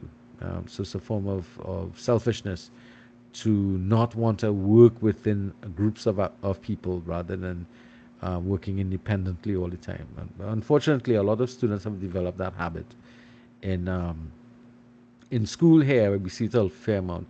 There's a preference to working individually on projects rather than in groups, simply because of the challenges associated with group work. All right. So one of the things that we need to do is to change our perception and look at group work as opportunities to engage in the skills of team building and group development. Those are things to think about. When we speak about reflectively smarter, and this will help support your group development, is to take time to evaluate what was done in the past in order to improve what is going to happen in the future. The problem with this, however, is that oftentimes there's insufficient time in the modern, in our modern work life. We have very little balance between work and study and home, that we don't have time to sit down and say, I can reflect on what took place in the past, make improvements, keep what's right, adjust what's not working, and get better perception and perspective to move forward. So reflectively smarter means taking that time to sit aside, and this is going to be something that I'm going to ask you to do in this course. Oftentimes reflect on what you've done in the past. Your midterm exercise is going to be a lot of reflection of things you've done in the past and what might be different if you were to tackle the same problem now, or how might things have changed from then to now. Sort of reflection exercises to give you an idea of how to go about doing it. And lastly, we talk about spiritually smarter. This has nothing to do with religion, but it has to do with those things that we hold dear to us. What are the values and principles that are critical and key to us? What are the things we're not going to let go? And the best way to observe your own key values and principles is what you do when things get bad. That's what they refer to when what becomes your rudder in white or rough water. So that's when things are bad, what do you do? Do you yell at people? Do you ostracize people? Do you lie? Do you cheat? What are the things that you do when things go wrong in your life? Yep, and this requires being brutally honest to yourself, which is not necessarily an easy thing, because it might be difficult to realize that, I'm not a nice person. I'm not a fair person. Spending this time to reflect and to understand what my spiritual values are, what are my core values, can be a interesting exercise of self-awareness, because this is what others will see of you. Because regardless of how, when things are nice, it's easy to pretend to have all these lofty values, but when things go wrong, eventually the truth will out and you will be seen for the individual that you are. And that's something that you want to pay attention to. Okay, guys? So this is what we mean by being spiritually smarter. Now, the way in which we look at things is what we call paradigms. In terms of how we make sense of things around us, what are your current leadership paradigms? That's something you're going to have to look at and write about, because your self-assessment calls for it, as well as your reflection exercises. For the leadership plan, that's going to require that. So you have to engage in, what do you perceive when you hear about leadership? What do you think about? And when paradigms, or the way in which we look at things and try to understand things, no longer keeps abreast of the reality that we are faced, then we have to engage in some sort of paradigm shifting. So a paradigm shift means that we are moving away from what we looked at before as being what is the how to go about dealing with things, to a new system of trying to tackle the problem. Because if we don't make paradigm shifting, we get caught in a circle or cycle of insanity, because we're trying to use the same methods or the same thinking to tackle a problem that we're not finding solutions for. This is something like I could say in some examples that we could look at, we need paradigm shifting when it comes to the treatment of crime. We've been using the same things, techniques, over and over again, and it's not working, primarily because we're not addressing the core problems of the criminal activities that is taking place and what's creating the problem of crime. And we are shifting blame to other people. So we really do need to look at a more we have to look at something different. We can't keep on doing the same thing over and over again, expecting a different result, because that is, as I said, a cycle of insanity because you're doing the same thing, hoping for a different result. Sort of like what we do with relationships sometimes. We always go through our personal relationships with people in the same manner over and over again, and we never understand or didn't go about thinking about, well, what am I doing that makes this relationship become toxic over time? What have I done? And because it's always everybody else's fault, right? When it comes to that, it's not me, it's them. Um, I unlucky. I always meet in a bunch of fools. But the fact of the matter is that one of the first things we ought to do when things go wrong is examine my responsibility in the actions that took place. So that's something to think about, right, guys? All right. So when we talk about a paradigm shift here, one of the paradigm shifts in the leadership development is to move our focus away from the leader and look at the followership. And the program we're looking at defines followership is really leadership in action among groups. This is important because the focal point of um, our our thinking is to shift away from only looking at the leader, but paying attention to what we are doing with the followership. So as a result of that, one of the techniques we utilize is to evaluate followers and try to understand what they are. So this is one model here, adapted from Potter, but this comes out of the same exploring leadership text. So they classify people into four different types of followers. Those with, and then they're utilizing two matrices to try and work it out. We have performance initiative from high to low, and relationship initiatives from high to low. So the partner is probably the most ideal individual, but because they have both high relationship initiatives and performance initiatives. This means partners have a tendency to be just as good or even better than the leader themselves, and therefore can challenge leadership. So that for some leaders, that individual or individuals can become problematic. But think about this in the context of group work. If everybody's operating at this level, then the work becomes very easy, because as you move from one level of preparation to another, everybody's taking charge, everybody has a high level of involvement, and they're working together to be able to achieve it. But if you're working with somebody who's a politician is somebody who's great with the relational part of the work, but is very poor on the performance level. So here, the politician might be good at presenting, but very poor in the preparation and research of a project.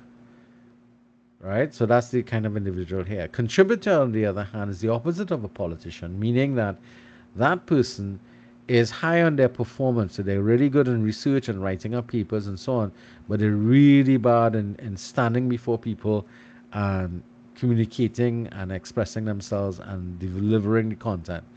So you have that type of individual as well. Of course, you have a subordinate who is the opposite of the partner, whereas they are high in relational and performance initiative. The subordinate is low in everything and doesn't do anything until they're told to do so. So what do we do with all these people? Well, first off, this analysis allows us to classify people, and therefore we can develop a strategy. So for example, if you're in a group and you have a couple of subordinates, then partner them with the partners so that they will be able to, you work with the partners, and they actually, you say, okay, this is so and so, we need to get this done, this done, this done, this done. I think I'll assign these guys here. Maybe I have person A, B, and C who are subordinate type individuals, and you partner them with um, X, Y, and Z here in partnership so that you get the best out of them. Similarly, if you partner politicians with contributors, you're likely to have a really good team. Somebody who's really good with the research and development and the write-up process, and the politician who will be able to put polish on that and be able to present the information in a manner that is, what's the word I want to use? Highly motivational to the individuals, and appealing to the audience that you're looking at. So that's a technique that you want to probably utilize. Something for you to think about in relation to this model here is, if when you are in groups in the past and even currently, what role do you find yourself playing? Are you a partner, politician, contributor, or subordinate? I don't need you to answer that in class, but I need you to answer this to yourself. All right, in terms of how do you behave in groups. Another piece of analysis that can be utilized is the Hyacinth model, and this one is utilized in political organizations, those that are specifically government oriented, or those that are in the public domain. You have 7 different types of followers here: loyalists, sycophants, critics, opportunists, spectators, traitors, and realists. The objective here again is for you to be able to, as a leader or somebody within the leadership part of the organization, to categorize the individuals around you, knowing where they fall in these categories, and they could be subsets of, they could intersect each other. You are able to then create strategies for managing these individuals. This is going to be an important thing, so that you could categorize the individuals that you're looking at, and therefore strategize what you can do to mitigate or to encourage certain things. Another set of this is the Kelsey's 5 followership styles. You have alienated followers, effective followers, conformists, passive followers, and pragmatic survivors. Now, this is more of a higher level. So you have, consider where the pragmatic survivor is. This is the beginning of the origin. This is 0, 0. Along the y-axis, we're looking at the level of independence and critical thinking. So high up on this side, we're highly independent. Low down this side, we are dependent and uncritical. And on the x-axis, we are looking at the level of activity, behavioral activity. So we either passive behavior or active, the positive area as opposed to the negative area. So where do you fall? And this can also be utilized to evaluate people's actions within the political superstructure that we might find ourselves in the country. If we were to look at where do people fall now in terms of their willingness and ability to contribute in political activities. So if you're in a country, and you can tell this by looking at the turnout for elections, if you're in a country and the vast majority of people are not turning up or they're not voting, then what you might find yourself is you're in a society of highly independent and critical thinkers who are alienated from the process. We would prefer that they're more effective, that they're highly independent in thinking but active in their behaviors. That can lead to other problems. Or as opposed to that, you have the conformists. They don't really think, but they are willing to act based upon what the leader wants, as opposed to passive people. So you don't want to have too many passive people, because they don't do anything and they don't think. So you don't want the vast majority of people in your society to be like this, all right? Because they can be easily manipulated to do things that they probably don't want to do, because they're just either totally disengaged from things and they just can't or unable to conceptualize what's taking place. So again, this is another system that you could use to evaluate the followership around you as a leader, or you could even evaluate yourself in terms of a follower. Where do you fall? It'd be interesting to think about where are you when it comes to your membership in a political party or an organization. Something to think about. All right, so let's look at this here. These are the responsibilities of followers: offer support to the leader, that's obvious; take initiative, play counseling and coaching roles; raise issues and or concerns where necessary. That's a tricky one because dependent upon the type of leader you have, they may not appreciate that. Seek and encourage honest feedback. That's something also that a leader might be hesitant if they don't, if they really want just yes men kind of thing, then I would say as a follower, get out of that organization. Clarify your role and expectation. You really do need to know if you're part of an organization, what are you supposed to be doing and what is your expectations? What are the things expected of you in it? If you can't, if you have any sort of cognitive dissonance with your rules and expectations as prescribed to you from the organization, again, you need to really check yourself and think about whether or not you ought to be part of that organization. Show appreciation both to leaders and other followers for work that is done. Keep the leader informed. That's a critical one because oftentimes, if the leader is to make good decisions, they need to have the most relevant and latest information available. And then the last one here, resist inappropriate influences of the leader. That is something that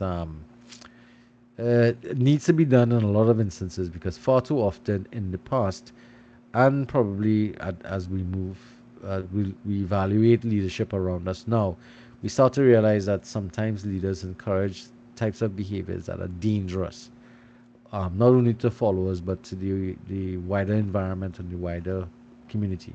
Something for us to think about. Um, there we go. Now, in order to perform those responsibilities or to engage with these responsibilities, the followers need to have the following competencies.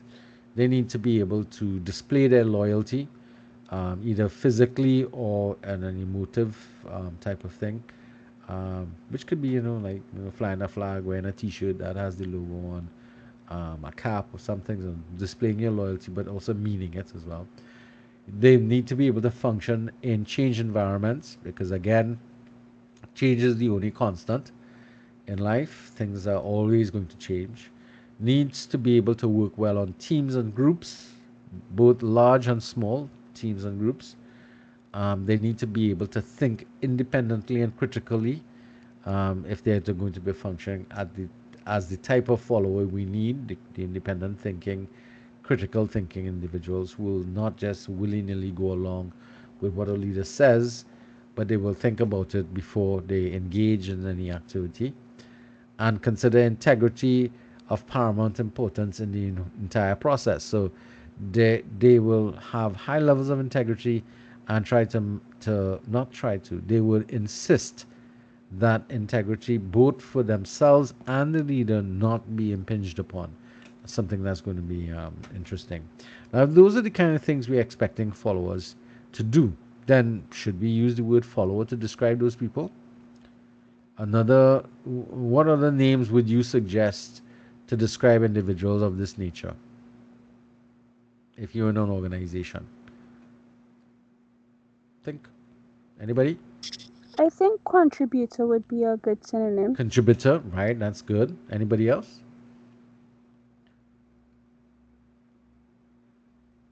Consider the name associate, partner. Those things come to mind. Maybe you would have something else that you come across with. All right, so now we want to look a little bit further into leadership, and we're speaking here about the leadership style. And we already spoke about this. Different different circumstances call upon different leadership styles. So you have the classical approaches, laissez-faire, autocratic, participative. You have situational, where the situation determines who becomes the leader or what person will rise into the leadership situation. Emergent is referred to primarily as a leader emerging from among the ranks of individuals working in an organization or in the job place or the employment place. Transactional is a form of leadership that oftentimes involves a sort of bribe type of activity, tongue-in-cheek kind of thing.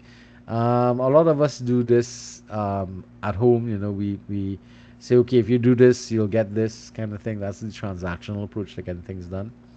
Transformational requires that we are able to motivate people as a leader, to motivate people to want to do something despite the inherent challenges involved with it. That's what transformational leadership is all about. So something that we'll be looking at in a lot more detail.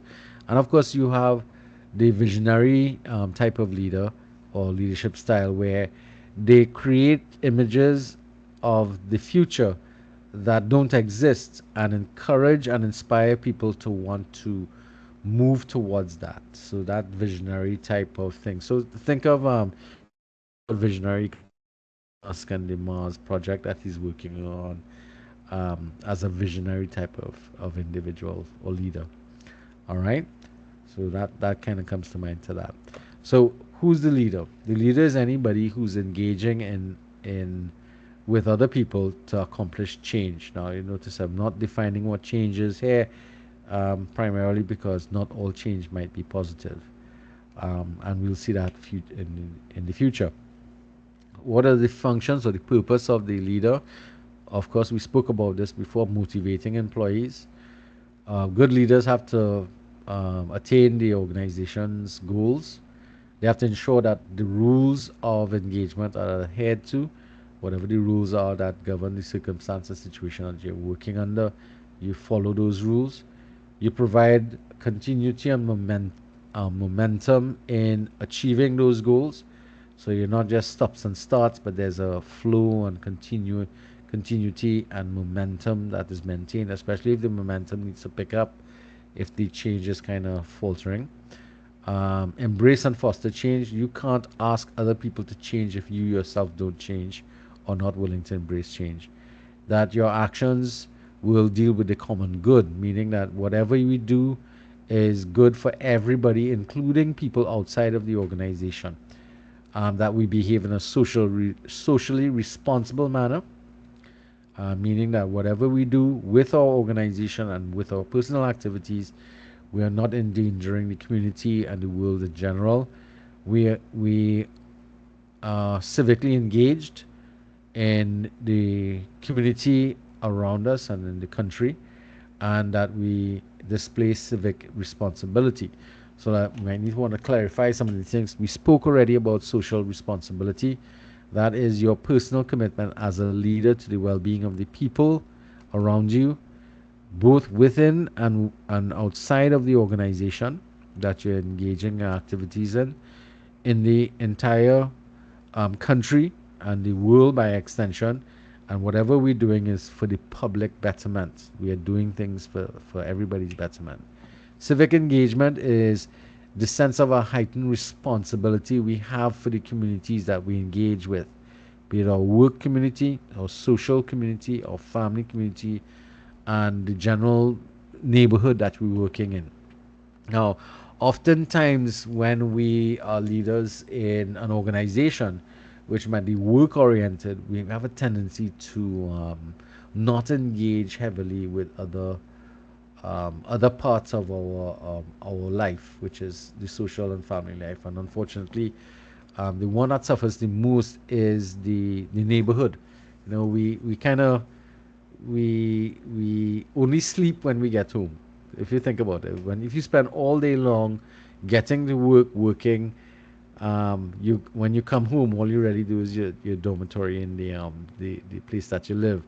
And unfortunately, given the nature of traffic in this country and the fact that people might be working both in Spain or in areas where their time is taken up with a lot of driving, then there's a greater tendency for people to just be more, visitors where they live, but residents of where they work.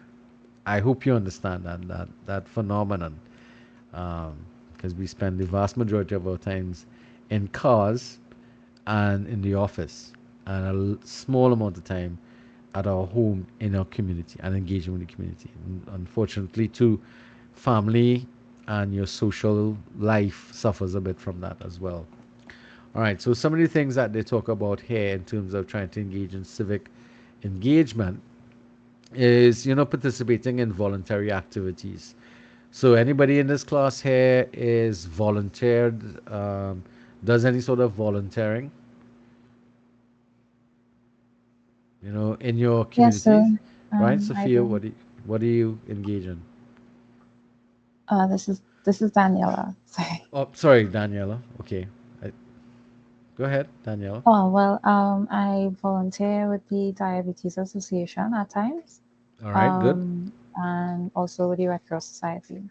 All right, good. And this is doing what though? So for instance, when they have like health fairs Uh-huh. and when Okay. we have like community outreaches, Okay. I'll assist go into the community registration and whatever else that they need assistance with, Good. basically. Good, good. All right, cool. Anybody else? Well, I see Sophia's hand is up. Go ahead. I volunteer in a lot of things. I don't even know where to start with. Well, give us a few. Okay, so first of all, I volunteer with the community when they have like community programs in Uh-huh. terms of the Wally functions and stuff. I volunteer to help manage it and Uh-huh. coach it as well. I Okay. also volunteer at the corporation, the Kubata Tata Regional Corporation, to Right. do basic stuff. Um, I volunteer a couple of times in the school, the college itself, what's that? Uh-huh. Well, And well, basically, my family does a voluntary service in terms of giving back to the community. right. It's a lot. I can't remember all offhand, but That's it's a fine. That's lot. fine. But it's something that you could write about in your self-analysis. You'd see your Yeah, history, right? I know. Okay. All right. Thanks a I lot, Sophia. also Uh-huh. Sorry. volunteer in terms of coaching persons and counseling persons in terms of suicidal thoughts. Okay. Do you have training in that area? Yes, I am a Oh. life coach. All right. I Good. I, Good. Good. I Because did the that course with a person with city and guilds. okay, good. That's important because you need to be careful with counseling people Yeah, who are suicidal because yeah, I it, know. it you need training on that. Okay, it's called intervention counseling. Yeah, well, I got training for that as well. It Good, was good. a ball and a whole set of stuff in Yeah, one it's course. an involved piece of training. I know Yeah, because I'm also what is called a risk assessor.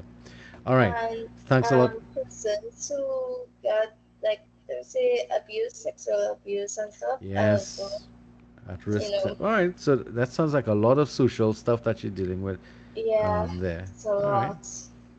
okay. So Camille McLean is also Hannah has her hand up. Sorry. Hi. Yes, Camille. Um, I don't, my voluntary service is not with organizations per se, but Uh I huh. voluntarily spend my time, a lot of my time actually, teaching people the Bible. So, Okay. All right. Okay. yes, That so that that's that what sounds I good. Okay, cool. That's fine. That's fine.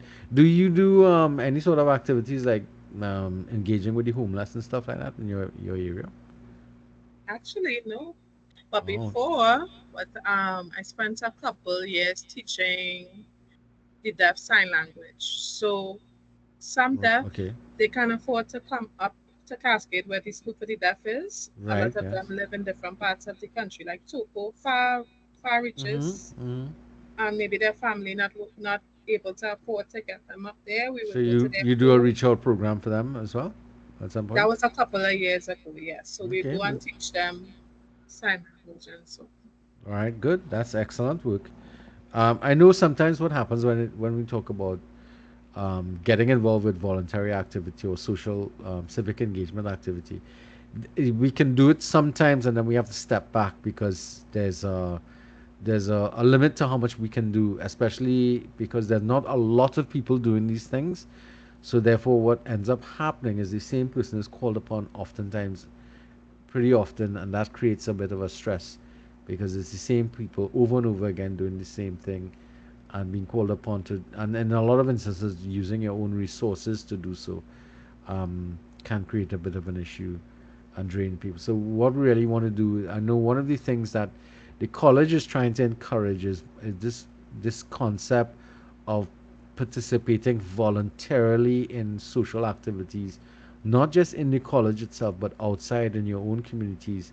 Look for the opportunities to try and commit yourself to some level of civic engagement outside. All right, because there's a lot of things that we can do to help fix small issues that if we leave and we continue to leave unaddressed, they become serious sores in our society. All right. That brings us to civic responsibility, the sense of personal responsibility individuals should feel to uphold their obligations as part of our community. So that includes things like going to school, paying taxes, obeying the law, when called upon to take part in jury duty, joining the community to help voting, where possible, serving in the military, and generally displaying some level of patriotism, both for the country as well as for the community that you're thing. I mean, one of the things that I look at here, just obeying the law, is being civic minded. You're paying attention to, you know, making sure that you are a law-abiding citizen. Um, this is something easily seen by driving behavior. We have a habit in this country of breaking that law all the time, especially when we don't have cameras and police. And that's unfortunate because the law is there not to prevent you from driving fast, but to be safe on the road. Because if you've ever been in an accident, you'll understand that it doesn't take a lot for somebody to get seriously hurt in an accident, in a car accident or a vehicle accident. So simple things like that are important, and they display that sense of civic responsibility that we ought to be looking after not only ourselves but the other people in around us. Now, question: should a leader know everything? No, sir. Why not?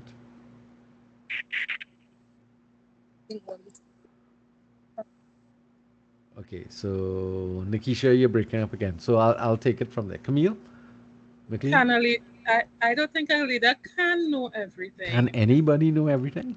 Yeah, they can. And No, I they mean, I can't. guess, and that's the point of the team, so that when the leader doesn't know, the team could help. Right. So we ought not to expect that a leader knows everything and is the savant person that just has the ability to unnervingly gather information about every and anything that might or just come into the realm of what influences or affects the organization. The problem with this is that a lot of leaders behave that they like they know everything, and that's an unfortunate thing. I remember being with a teacher once, and her advice to me when I first started teaching is, don't ever tell students you don't know. And fortunately for me, I had a counterpoint to that. My father was a teacher for many, many years, a very successful teacher. And he said to me, Wayne, the most important thing to do with your students is don't lie. Don't pretend that you know something when you absolutely don't know it. If you're honest with your students, then they will trust you. And if you don't know at that point in time, you have the wherewithal to be able to go and learn it on your own and bring it to the class, find a solution, find an answer. And I fortunately I listened to my father, not the other student, the other teacher, because that proved to be the most beneficial thing I did as a young teacher, and it's still part of the principles that I work with across the board. Now, if therefore we know that leaders don't know everything, it means that the leaders and the organization and the people that are in it need to be open to learning together, and which is why all of us are smarter than one. All right, and that means that we need to be open to making mistakes. We need to be open to sharing the information that we get together, that we learn together, and that we help each other to understand better what's going on. It's really important that we deal with that from that perspective. It means that the leader as well as the participants in the organization need to make the environment open to learning. And that's something that the college does a lot, because we try to promote that lifelong learning capacity. I mean, it is a place of learning, so it has to be something that at all levels we encourage that learning. So we have some learning models here. This is one drawn from the textbook that indicates that whatever we end up doing is going to be based upon our focus, will, and capacity, as opposed to if there's just the intersection of focus and capability, then what we do, that is just what we can do. Focus and will is what we want to do. Will and capacity is what we could do. Only when the three fields, focus, will, and capacity, intersect with each other, will be will that lead to what we actually do. All right, so hopefully that's understandable. Another learning model that we can look at, this is one that's very similar to the hypothesis testing model, where we conceptualize an idea, we set it up in an application, we run an experiment, we observe the experience, we collect the data, we reflect upon it, and we engage in some sort of critical assessment of the findings. And that critical assessment either leads us back into reconceptualization and reapplication before we get to the point where we could move to move to the point where we can add the idea into existing theories that will then be applied in the real world around us. So most of you who may have done, well, everybody who did social sciences should come across some form of the hypothesis testing um, system, um, and be aware of it. Any science students will also should be aware of it as well. So again, the importance here is engaging and learning collectively together, and encouraging others to be able to be to maintain that curiosity to continue learning all the time, because that's the most important thing. The most effective organizations in the world are those that are learning environments. um, some international ones are like Google, and oh god, that other information place. Microsoft is another place where they do a lot of that. Apple is another place where they on constantly create this learning environment and encourage experimentation. They don't ridicule people for making mistakes, because that will just cause people to want to stop that process of engaging in learning activities. We spoke already about COSTAT, and it's part of our vision and mission statement is that we want to create lifelong learners, both within the organization and as an objective for students. The reality of it is that once we continue learning all the days of our lives, we remain vital and renewed. This is why, as a leader, you have to engage in that learning and relearning of things in order to remain relevant in the field that you're operating in, and relevant in life generally. Okay, that moves us now to another form of learning, which is experiential learning. This is learning through concrete experiences. So we come to information in one of two ways: by either doing something, or about thinking about it. So doing something is referred to as a concrete experience, or by thinking about something is a abstract conceptualization. That's the terminology that's used. So the process that information is either when we then process that information either by reflecting on that information or by applying that information to some sort of problem or issue that we're facing. So the process looks like that. We either start at abstract conceptualization, run through this experimenting, which leads us into a concrete experience. We do the reflection, and we either we think about it again. Those observations lead us to reconceptualize the idea and try it again. Or we could start from the concrete experience and then do the reflection, start some abstract thinking, and try something new.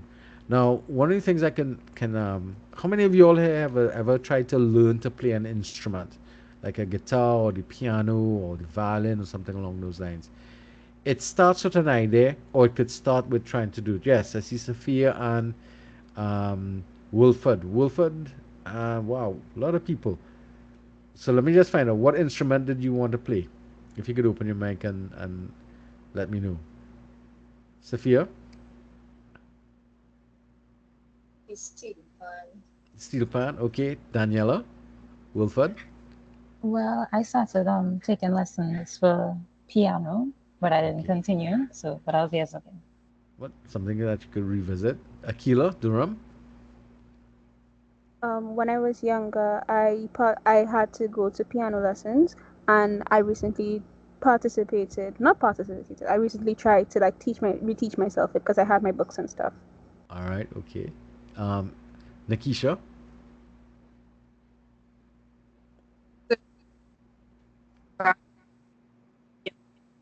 Okay. Wow.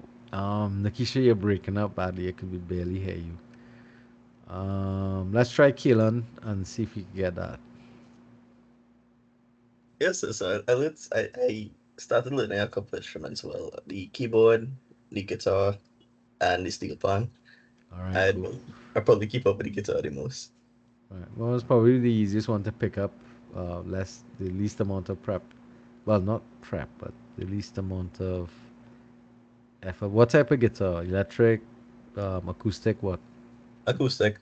All right, and that's what I mean. It's right there. Just grab it and strum away or pick away at it. Right? Okay, cool. Right now, I had to fix it because I let my little brother it and he burst two strings on it. Uh huh.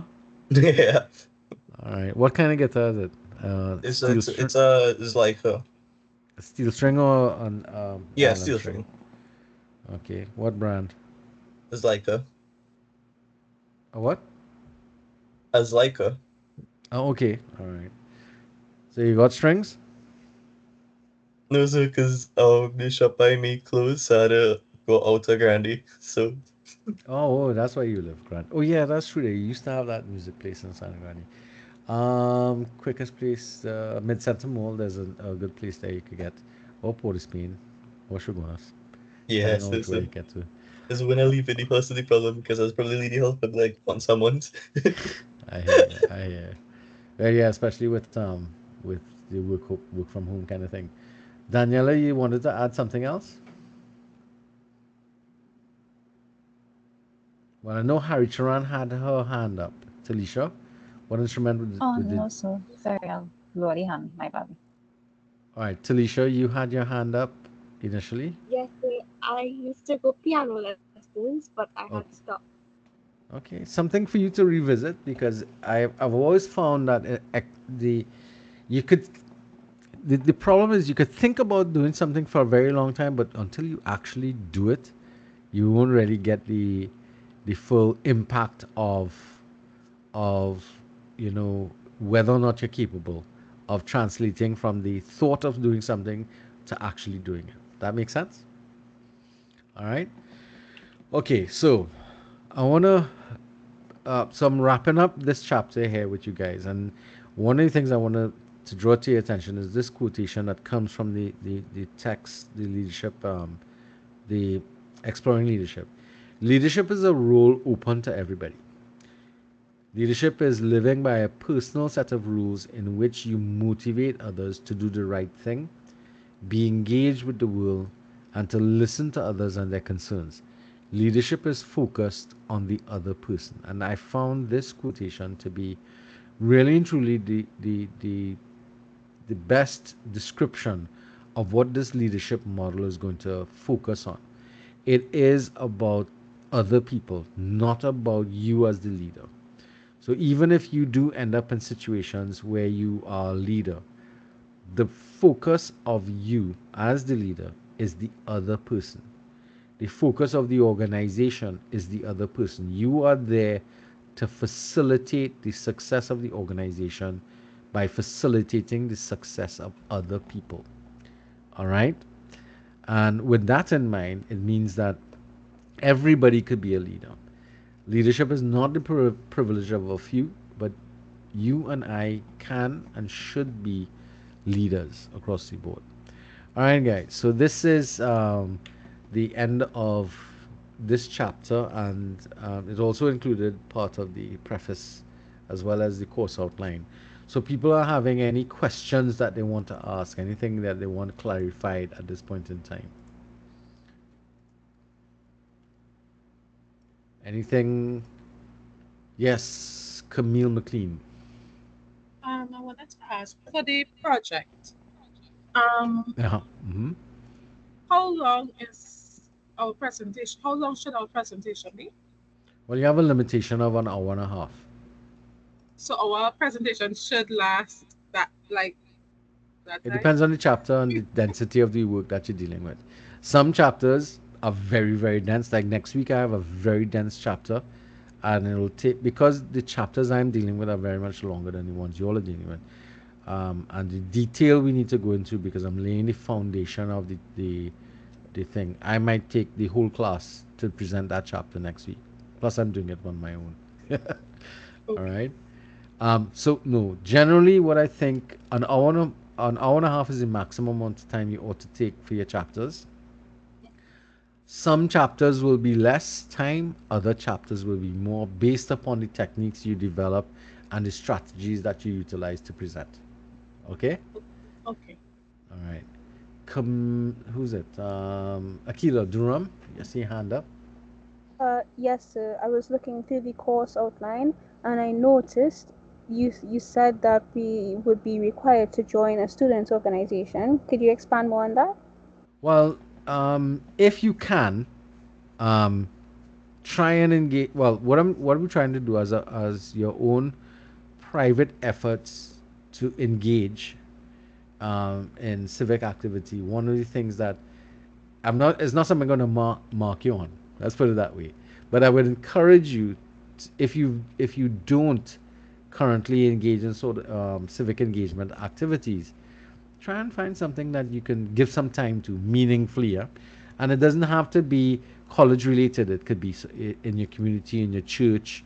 It could be wherever. As long as you understand and appreciate the importance of giving back to the society around you, because you help one person or you help one part of the community that you live in deal with a problem or issue, treat with something, you have no clue how useful that might be for a lot of other people around you. Okay, something like just let's say you take part in some sort of cleanup exercise in your community. That's a really important thing that you can engage in across the board. All right. Anybody else wants to ask a question?